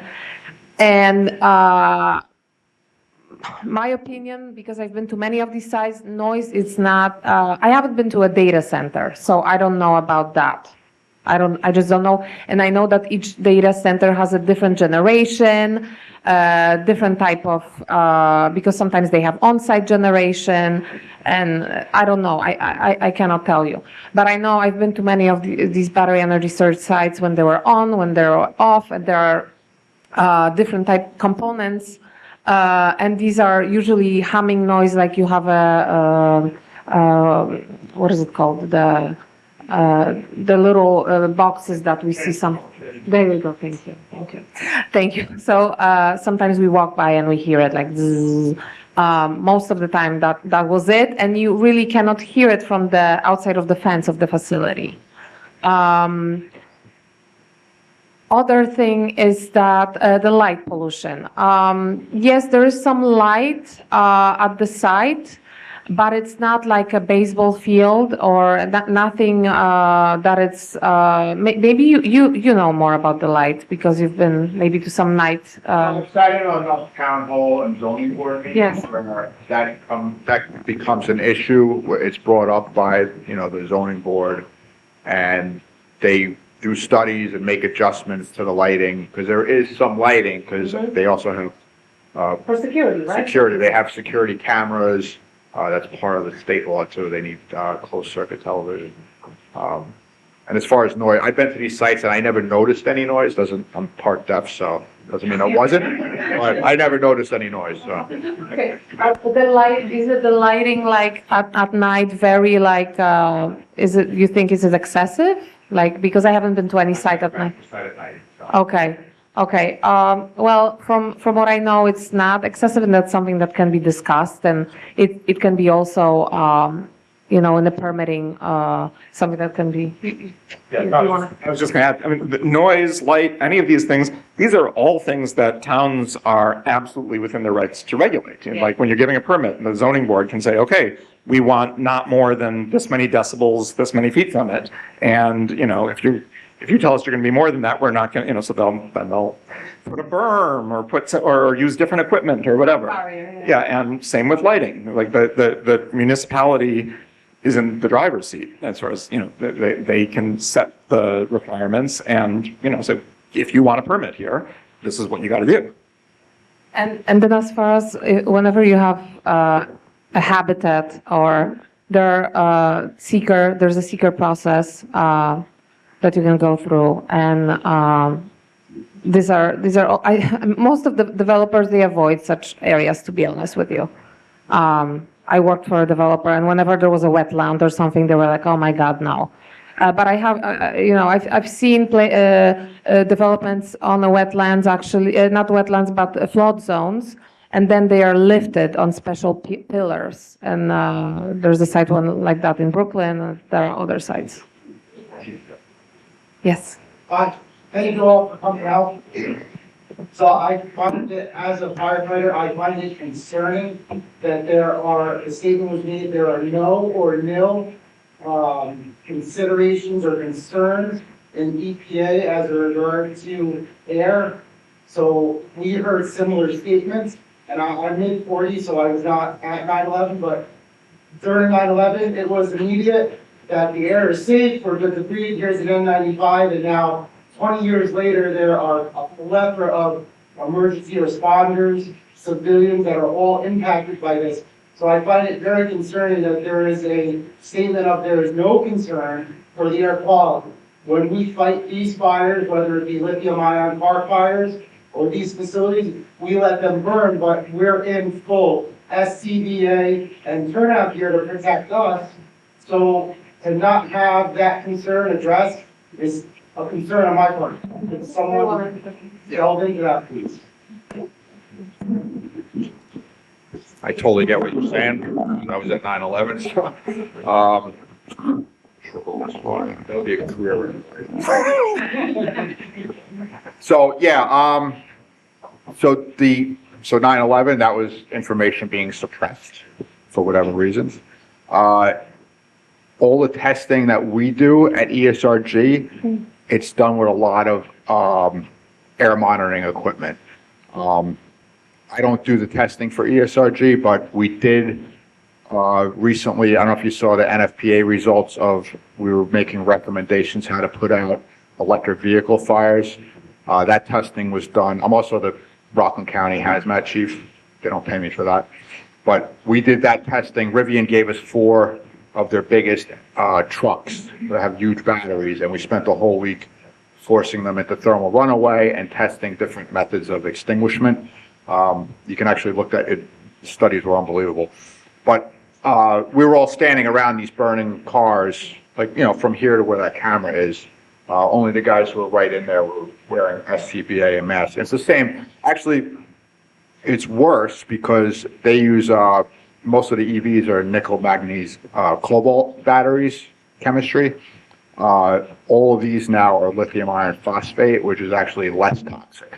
So, But another thing, talking about EPA, I went to actually an EPA battery energy storage hazmat training, and I think I was very privileged because Keith Glenn from EPA, who was one of the he's like a head of a hazmat operations, and he went to Hawaii after the big fire that happened. I forgot the name of the island, but there was a big fire. Yeah, Maui. There you go. He went to Maui. I forgot which island was it. And they were gathering all the EVs and the batteries, and it was kind of funny because they had to do a lot of things with these batteries to make sure that they're not gonna reignite. So they had to like bathe them in a brine and then roll them, and they were like, oh, we just had fun with the batteries, boys with the batteries. So it was funny, but I've learned so much about batteries thanks to them. But I also have seen how whenever you have like fires like in Maui or in LA, and these are areas where there are a lot of residential batteries actually right now, and a lot of EVs. And they said that, there will be more and more of these, and obviously they are hazardous material, but it's not something that is going to go away. There will be more of that, and they just have to learn how to recognize it, how to deal with it, and that they are actually a proponents of battery storage. And we went outside and we were burning batteries and doing air monitoring and learning about it, because it's something that it's not going away, and we just need to learn how to deal with it in a safe way. So EPA also did all the monitoring with the Moss Landing, and they were the ones that found that there was still no harmful contaminants outside of the fence, obviously. And obviously the smoke is always toxic. But if you're standing around, it is toxic. Yeah. But so is a car. You go to a car fire or a house fire, it's basically the same thing. It's plastics, it's metals, it's all the stuff that we find, all the hydrocarbons. There was a big, when I was involved in this for FDNY, there was a lot of concern. We heard a lot of things about hydrogen fluoride as one of the toxic gases coming out. And we have detected, when we do the testing, we have detected hydrogen fluoride only very, very close to the where it's burning. And it was explained to me the reason we don't get it any further, like after 20 feet, we can't detect it because it's such a reactive chemical. It mixes with all the other chemicals and turns into something that is no longer hydrogen fluoride. I'm not a scientist. I'm not hazmat fire chief. Chief, I have a question for you. You mentioned the monitoring matrix on the facility. You have a facility out in the spawn field underneath the central Hudson power line, so nobody can really see it. Okay. How does the monitoring work when it catches fire at 2 o'clock in the morning, or there's an emergency at that time? Is it So, like home security alarm monitoring company where somebody gets notified that? in a way, yeah. Maybe repeat the question. Oh, so his question was, what kind of monitoring is done that would, alert the fire department of a problem, right? And some of them are very remote, because basically that's where everybody wants it, is somewhere remote. There's, inside the containers, there's, gas detection, heat and smoke. It depends on the make and model, but they have to be compliant with NFPA 855 and all the other things I mentioned earlier.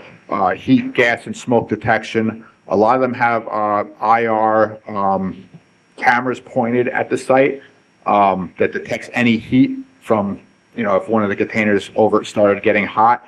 And they also have the closed circuit television, which is now required in New York State. So the smoke and the gas, if the gas reaches a certain percentage of the lower explosive limit, I think it's 10%, that's going to send the alarm. Any smoke detection activation is going to activate, that alarm to the central station that's going to call your dispatcher. I don't know if that answers. Get a lot of phone calls? Very, very. So I think FDNY had 2 that I heard about, where they showed up and they called the number and the guy said, go home. We're going to send a technician to fix whatever. And those detection devices checked by the owners of the company or the service. Annually.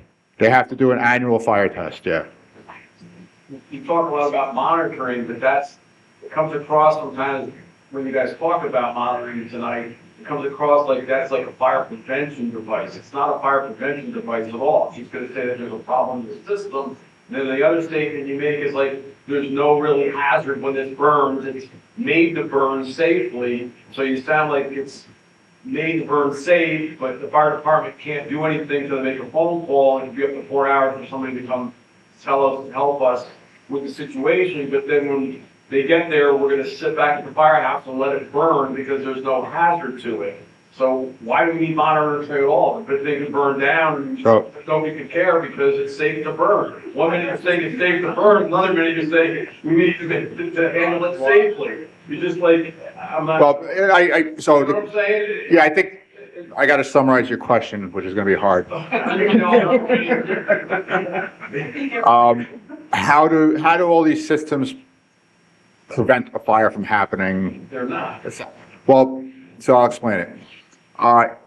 There's different models of batteries. The most common thing follows NFPA 6.9, which is explosion prevention measures. So I mentioned the gas detection and the smoke detectors. If the gas reaches 10% of the LEL, it's going to activate an exhaust system, which is going to push out the contaminated air and pull in fresh air to vent any flammable, any gases before they reach that 100% of the LEL where it becomes explosive issue. It could explode. And they have. They have. You've probably all heard of Surprise, Arizona. That's an old system where the containers, and we actually have these in Queens, where you walk into the container and so the service person would walk in to work on, if you had to remove do repairs, whatever they do. They don't make those anymore. And it's because of Surprise, Arizona, where several firefighters were injured. The captain very seriously. He actually now works for ESRJ. He's one of our guys now. They don't make those anymore because of that explosive hazard. Now, if you saw the pictures of the containers, there's not a whole lot of free space in there for gases to build up. So the instant it reaches that 10% of LEL, the exhaust fan is going to kick in and vent those gases before they have a chance to get to that. That's so far from the explosive level. You need 100% of LEL before it's in that explosive range. I explain it because I know a lot of firemen don't, if you're not on hazmat, you may not understand, but most guys do. And then there's other systems that follow NFPA 6.9, and they have a different way of doing it, like the Tesla model. They have basically spark plugs throughout the box that are constantly sparking. So if a battery, and it usually starts at one battery cell. So you have one of those 18650 size battery cells, and there's different, there's different types they use, but that's the common one. It off gases, that can create up to 8 liters of flammable toxic gases. And it doesn't always ignite. In fact, it probably usually doesn't. It'll off gas. And that, the point of the sparkers is if it reaches anywhere near flammability near that sparker, it's going to ignite it and end the problem there without causing the whole thing to explode. Now, these boxes are designed to burn or explode in a specific manner that's been thoroughly tested. So NFPA 6.8 is explosion control, where so now most of these systems, there's different methods, but typically they have what's called deflagration panels on the roof, which is like an engineered weak points. So if it were to explode, the explosion is going up and away from you guys. And that's all, that came from the surprise job, where those guys were injured. So it's basically like a structure fire, very dangerous for us, because houses aren't made to burn and fail, they're made to live in. These things are actually made, if all these layers of safety don't work, like happened in Warwick, it's gonna burn in a controlled manner. And they didn't have an explosion in Warwick either, just, like, did it propagate? it didn't propagate to another container, which is part of the whole UL testing, the UL 9548 testing. And the failures that have happened recently with the more updated, technologically more modern systems, they don't propagate. They don't spread to the adjoining container. However, you guys are there, and if the subject matter expert, which could be one of our guys or myself, we're in direct contact with that remote monitoring. So if they say, you know, that it's in container 5 and they say container 6, we're showing increased heat levels, I'm going to say to you guys, well, can you guys put a fog line on container 6 and just cool it down?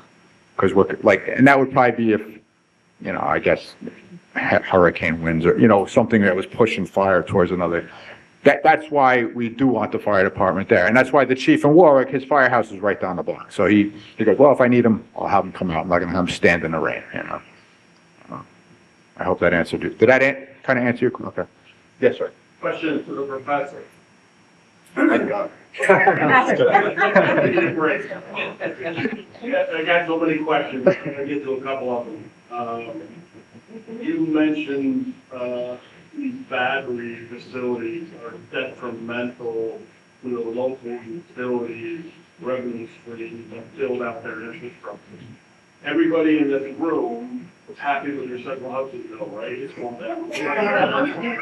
It's going through the frickin' roof. Now, you just made a great case for us to do a moratorium study. We're gonna have to get with Central Hudson. We're gonna have to understand how are they gonna keep their trucks and people employed while the revenue stream is going down because of these batteries. And we need Central Hudson to come out to fix wires that get cracked with trees, to get fixed poles with car accidents and stuff like that. So you don't have to answer that. I want to. You made a great case for a moratorium. And because of New York State's failed energy policy, right, it just leads right up to that. We've got to do a lot more studies on right now. Thank you. It's a good question. Let me speak. So repeating the question, you tell me if I get it right, is I'm saying, I just said a minute ago, that, hey, like, look, batteries eat into Central Hudson's profits. And so the question was, well, then how is Central Hudson going to do the operations and the maintenance to keep everything working safely and reliably and resilient and do the work that they need to do, It's a really good question. So the short answer, and Veronica, you can please add to this, but is on your bill, there are different parts, right? The part that they make a profit on, a profit means they are guaranteed by Public Service Commission, which regulates them. It's like for every dollar you spend, you're going to get a 10%, I think it's 9.5% right now, rate of return, rate of profit on that. That's for capital expenditures. That's for like, I am going to go build a bigger transmission line or a new substation, or I'm going to replace some poles and wires, right? There's a whole different thing, which is maintenance. And that, if it's not capital expenditure, if it's just operating, right? It's just operations. It's like, oh, we're going to go cut the trees around the electrical wires so that they don't fall on the wires and cause a fire, right? That's a different line item on your bill. That is not, they do not make a profit on that, on operating. They make a profit on capital expenditure, on like building new stuff. Right, but they are able, for whatever their operating expenses, they pass those through to the customer. They do not make a profit on them, but they charge the customer whatever they need to pay for that. So cutting their profits does not cut the amount of money that they get to charge us to trim the trees and send out a lineman to repair a substation, to repair a transformer. And Veronica, I think that's kind of circling logic. Either way, they're not getting enough money, and I think that we're still going to have trouble. they are very different buckets of money. We can reduce their profits. They can still bill us as much as they need to cover, and they do, to cover maintenance, to cover operations, right? What this does is, here's a different thing they do, is they also bill us separately to build stuff. And this means they have to do less of that. They don't need to do as much upfront capital expenditure to build new stuff. They still bill us for the one, so it's basically, instead of billing us for two things, now they're billing us less for one of them, but the stuff that we have reason to care about. Means their trucks are going to get older, their guys are going to retire. No, they can still charge us for all that. Not going to have enough people. Oh, we get it. We get it. Okay, that worked. I'm done. You don't have that one anymore. Okay, I don't think it does mean that though. The other thing is in your presentation, you got some material that's like 12 years old. You should all take it. Which stuff are you referring to? I'll show you after the one I want to go to. The basket plan. That's not burning coal. It's not burning coal. No, it's burning gas. It burns gas and fuel oil. It's dual fuel. And so sorry, the question is about the Danskamer plant in Newburgh. It's dual fuel. It burns gas and it burns fuel oil. So during the winter, for instance, when it was very, very cold, there wasn't enough gas, so it switched to fuel oil. Yeah. It doesn't burn coal. You mentioned coal. No, or if I did, I misspoke. There's no coal in New York State. No coal burned. Yeah, just one last question, then I'll shut up. So I got people going through yet. Coal goes against gas. She doesn't want gas stoves or blah, blah, blah. She just put a gas plant in a couple years ago in Dover, that's owned by a Swiss company, and that's Timmer's gas. She shut down some nuclear stuff, so now there's no electricity. Why are you gonna, where are you gonna generate all this electricity from the battery? Oh, well, so first of all, not me. You said you. But Where's New York State going to get all this electricity from the charging batteries? so yeah, you want to take this? Well, you know what, right now we have an energy crisis, and I think energy has to come for whatever we can get it, and the batteries are just gonna store more electricity to make it cheaper. So at the end, when you have, obviously NYSERDA is, and me, my team in particular, we work on clean energy. But it doesn't mean I'm against, completely natural gas or other sources of energy. I live in New Jersey. I paid a bill of, I think, $750 in February. I thought that I'm gonna jump from the window. Thankfully, I have a house.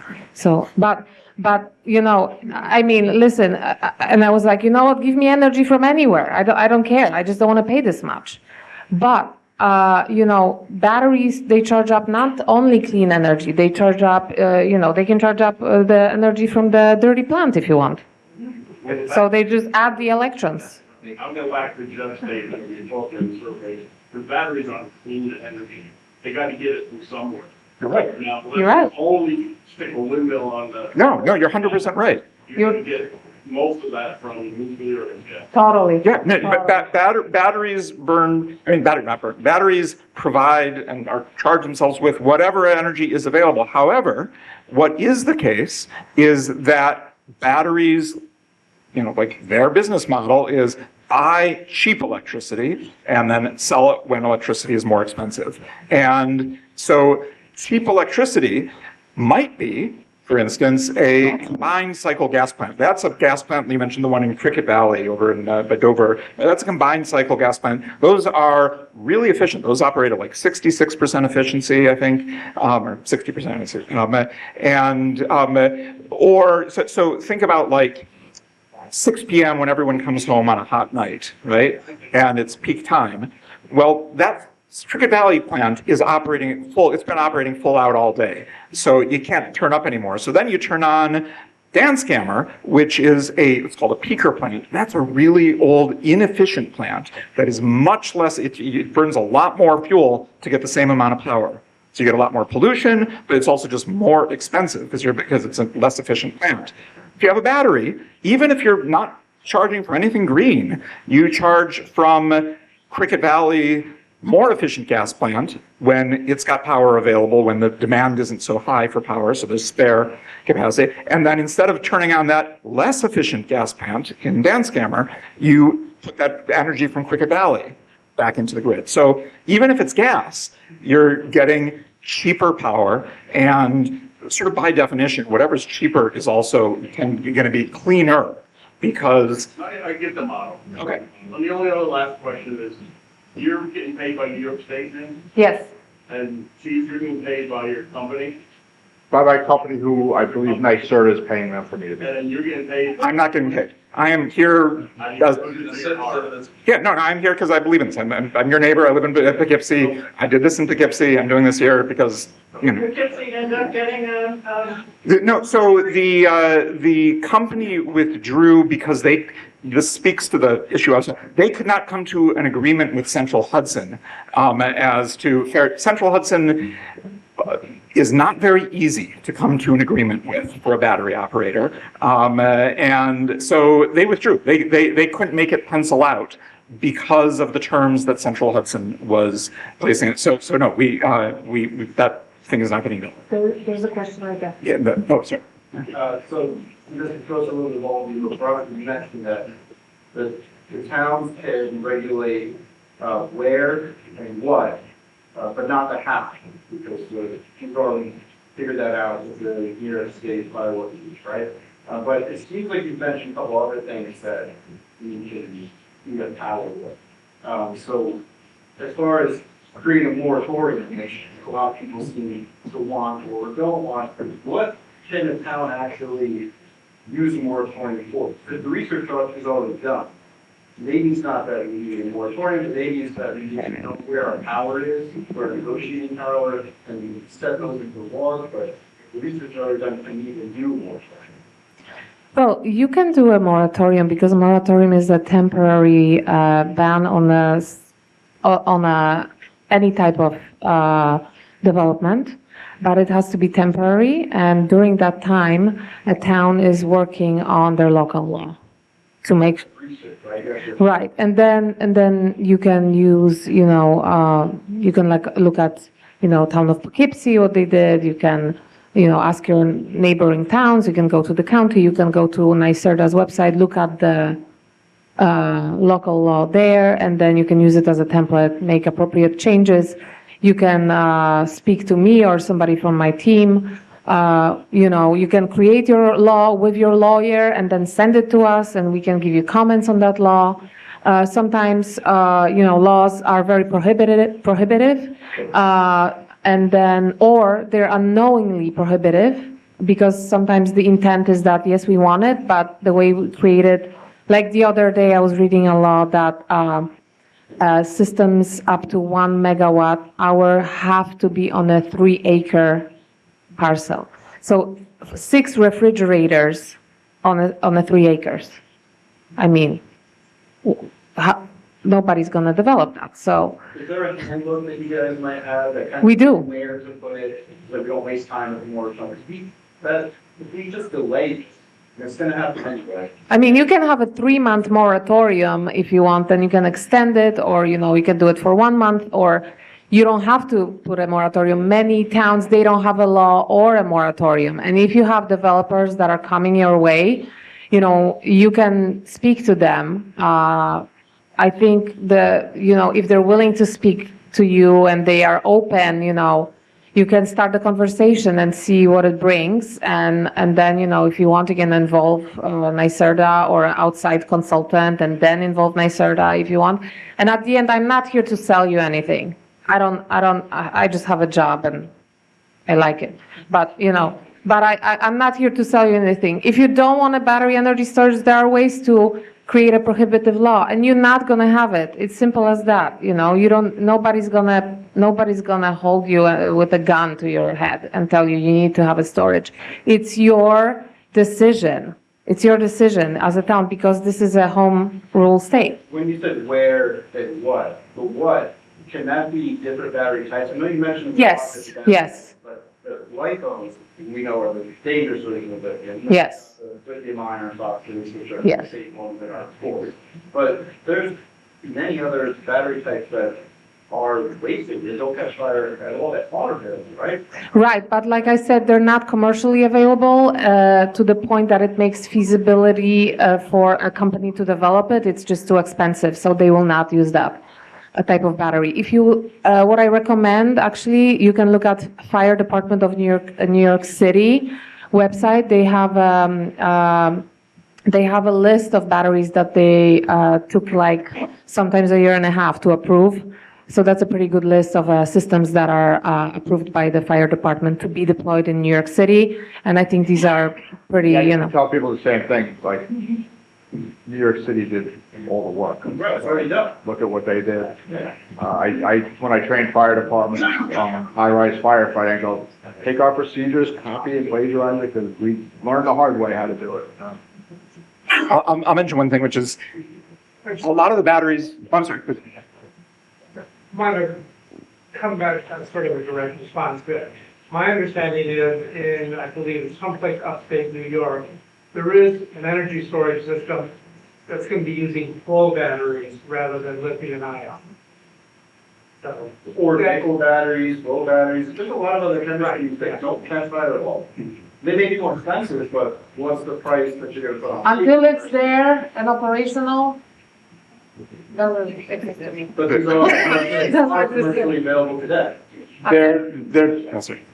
Yeah, there are, I go to these conferences, and, there's a big conference in Albany in May, and there's another one every year by the New York Best. It's called the Battery Consortium, and they are showing different types of batteries, and it's very promising. And I would love for them to exist and be on the grid, but there are so many. Some of them are just not. Sometimes the utility is not ready for them. Sometimes the study is not working. Sometimes the particular substation cannot handle it. There are so many components to it that maybe it's going to work, I don't know, in 5 years or in 10 years, or there will be that experiment somewhere. And after 5 years, they're going to say, yes, it's great. Let's use it everywhere. And let's forget about lithium ion. But right now, the lithium ion is what's just being used everywhere for all the. And so for the where, would you want basically near substations is the best place to put them? Yeah. We're with it, pretty much have to. And the one thing I'll add is a lot of the ones that are like on the grid from a few years ago are lithium ion is like a family of batteries, and they are lithium ion, but they're called NMC, nickel, manganese, cobalt. That's what's in like many electric vehicles. It's what's in their cell phones. Those are more, the reason they have that nickel, manganese, cobalt is it makes them more energy dense. But what is being done for stationary storage almost exclusively now is lithium iron phosphate, which doesn't have those metals in it. So A, it makes them like less toxic if they burn, but B, just they're much less likely to burn. They're not as energy dense, and that means so it's a safer chemistry. So there's already movement towards safer chemistries, and these are simply cheaper. So like no one is doing the batteries that are in your cell. It's making a grid scale battery out of the batteries. Those are light, they're not light. They're NMC batteries. Gentleman in the back is what I meant. So, to me, this is electricity for sale. And the bottom line is, I'm the chairman of the planning board, and I've had some people in the town ask me these questions. So if I owned this town is the largest, 41 square miles. It's the largest town in Dutchess County. So if we're at a point where this is electricity for sale, and we had farmers, you know, hops was our largest crop, I think in the 1800s, we don't grow any of it anymore. So, you know, the state of New York put a huge solar farm over here, gonna power up Air Park by 2030, all parks are gonna be self-supporting electrically, from what I'm told. So if we had farmers here in our town who want to put a 200-acre solar panel field in, and these battery storage, like you talked about, what kilowatt? What about like a serious one? Like you had said, there's what 30 of these in New York City, the best. Approximately, yeah. So if our town wanted to become self-sufficient, and we wanted to put like 500 kilowatt, or 500 megawatt, I don't even know how big this thing is. Like, how much would you need to power the entire town of LaGrange? I don't know. I don't know, but there probably it can be studied. Let me tell you, there's farmers in this town who want to harvest the sun. And they want to store that, and they're more than willing to sell it. And you know what they can do? They can do agrovoltaics. That's another beautiful subject, but I'm not gonna get into it.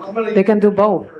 They can farm and they can have solar. They want to harvest the sun, and they want to sell it, just like they used to sell hops. They're not gonna be selling, but they're not gonna be farmers anymore if their land is used Well, up by that's the. They can do both. They can do Well, both. that's what the ag laws, that's You farm and well, this is where we're headed, so these conversations, they say they're farmers, and they're allowed to harvest whatever. And you know, oh my God, it's 19. I have a long way, but you know what? Yes. It's another We can great stay- subject, and We can I'm stay not. here till tomorrow. I'm not an expert on it, but you know, there are some if you go to NYSERDA website also, or if you even Google agrovoltaics, there's a whole and other world, and they do different types of crops with solar because, you know, farmers are struggling everywhere, and so they need that extra revenue, so they can do both things actually.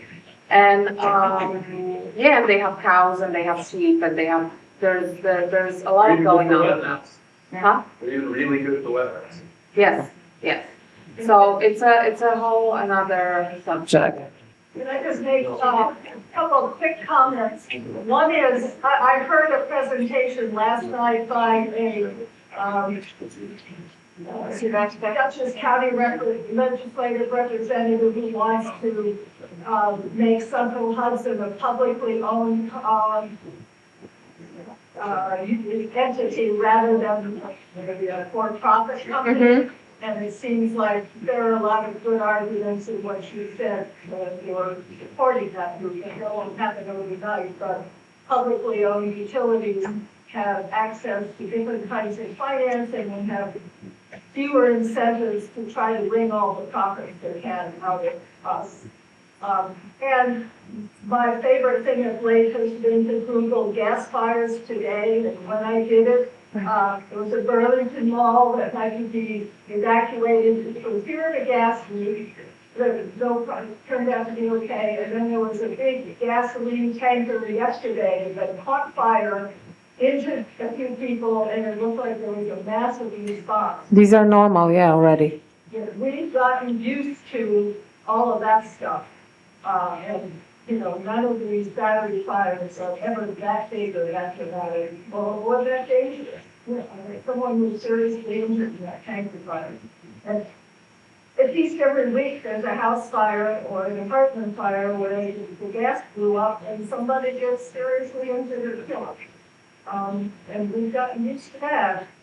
And, I think we can't make. Yeah, like I said at the beginning, we have a new technology and they come with benefits and, they have their dangers too. And we're doing the cost analysis, cost and benefits, and the benefits are just way higher. And we learn how to, we fly the planes, right?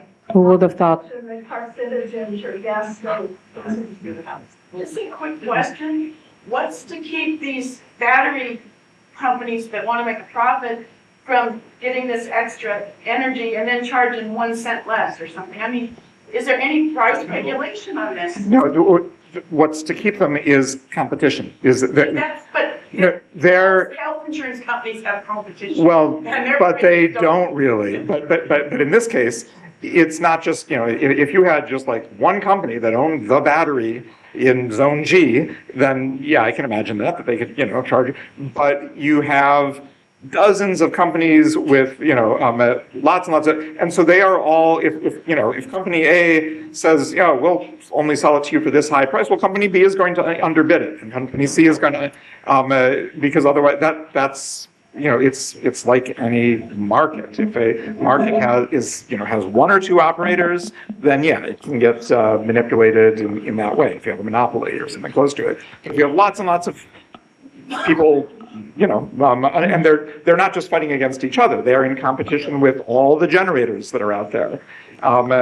So they can, and it's not just theory. Like I showed that slide of Texas, where they used to have just a couple of years ago those price spikes regularly, where it was $5,000 or $4,000 a megawatt hour, and now you don't have them because there are all these batteries that are in competition that are underbidding each other, and it's not like the battery company saying it. It's not it's like the grid operator, which is an independent nonprofit, not doing this for environmental reasons or anything else. This is ERCOT, the Texas grid operator, saying, no, this is just like the way to lower power bills. And it's been really effective at that. Can we count on it? Yeah, so really good question. In Croton on Hudson, they own, the town has this nice big parking lot along the train line, where their train station is.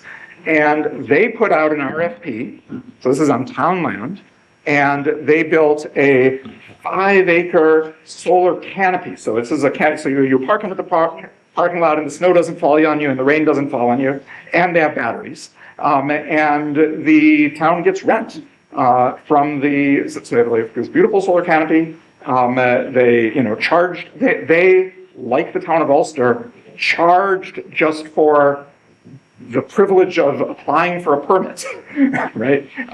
So like before anything was built, they made money, right? And now they get, what was just like a parking lot sitting there is now a big source of revenue for the town. They are generating solar power, and then they are storing it in a battery so they can sell it at night when power prices are higher.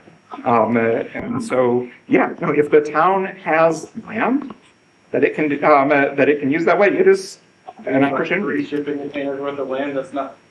Well, that's true, but batteries you do want, usually, unless they're small, you probably want next to a substation. So if you have land next to a substation, absolutely, that is, like put out an RFP. And, instead of just like a developer approaching you and say, I want to build this, if you tell the developer, and you take, 100 developers, who's going to give the town the best deal, the most. Absolutely. And also businesses can do it. If you go, Google, Amazon, for example, out in California, they have a big solar farm and they have batteries there. They have data center and warehouses. So they can cut down their electricity bill because they can charge it during the daytime, and at night they can use electricity. McKinsey burns their garbage to make electricity. I know, there's another problem. Towns to say, who's going to claim the battery from their town? 100%. Just a point of reference, just because comments were made earlier. It's a fact that an EV car fire produces 2 to 7 times more hazardous conditions and waste than a gasoline vehicle fire. So they do produce more hazard than the car fires. But my question is, it makes me feel better as a citizen of this town, that if someone was to put something in like this, you said, you know, you can get a bond from the person putting it in, so if they walk away from it, that it wouldn't, you know, pay the cost of town. Because again, when you have your DeWalt battery, they ask you to bring it to Home Depot or Lowe's to put it in a special box so it goes in the right place. Because I'm sure these batteries aren't disposed anywhere. You're gonna have to get rid of them in a special place, which is gonna cost huge money. So that's a good point to make, that you get the bond from them. My question is also, how long do these batteries last in the shooting? So it gets put in today, how many years down the road do they have to go in and start switching batteries out for new batteries? How long do they last? Oh, sorry, my brain is shutting down already. But I know the maintenance and how do you switch them? Yeah, argumentation and all this. Those I guess on average, if I 10 to 20 years, you know, depending on the battery. don't have to touch the battery for 10 to 20 years. They do some maintenance, obviously, if necessary, and the HVAC system and all. You're not pulling the battery out of the facility, putting batteries in it. They're not doing that, but what they will maybe do, and they should like put in the plan when they apply for a permit at the beginning, they should tell you this, right? Is batteries, their capacity decreases over time.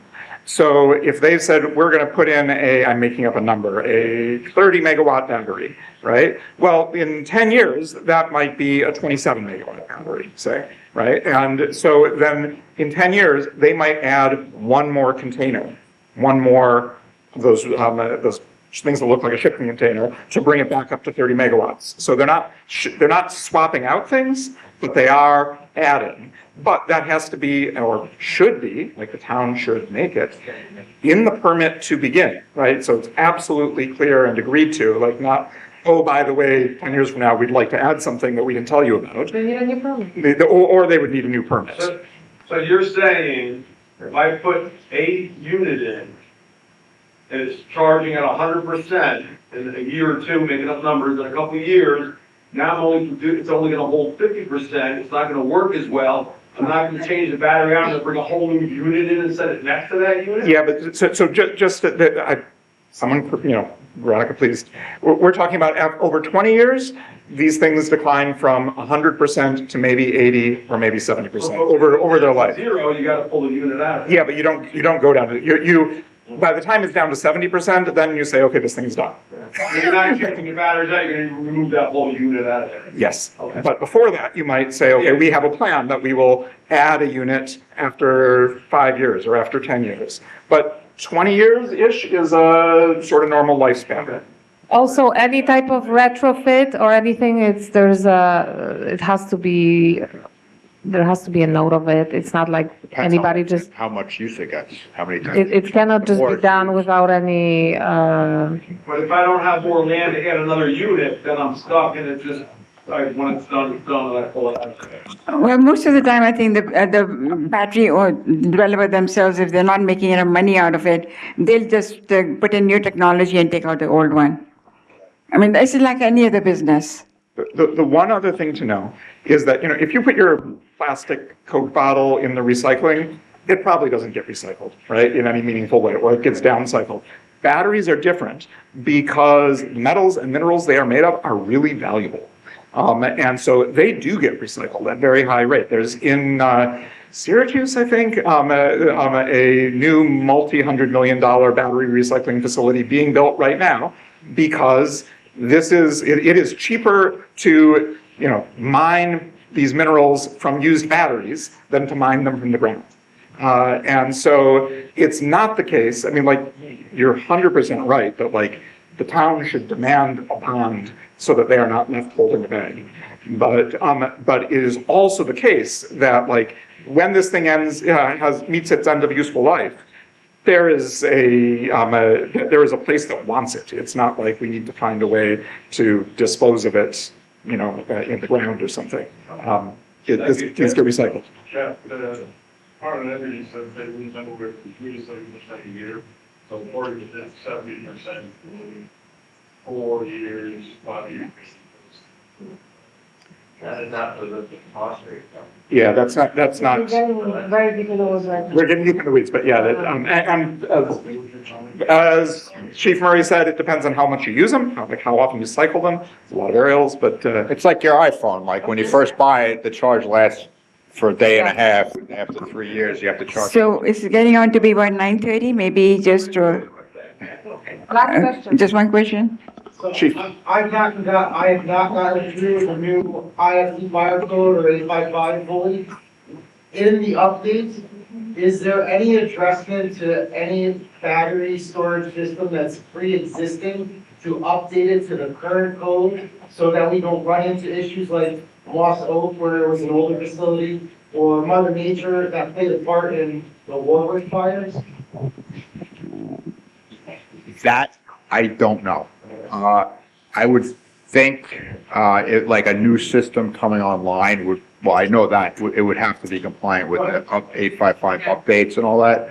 But a battery system that was installed 4 years ago, I would assume is grandfathered in.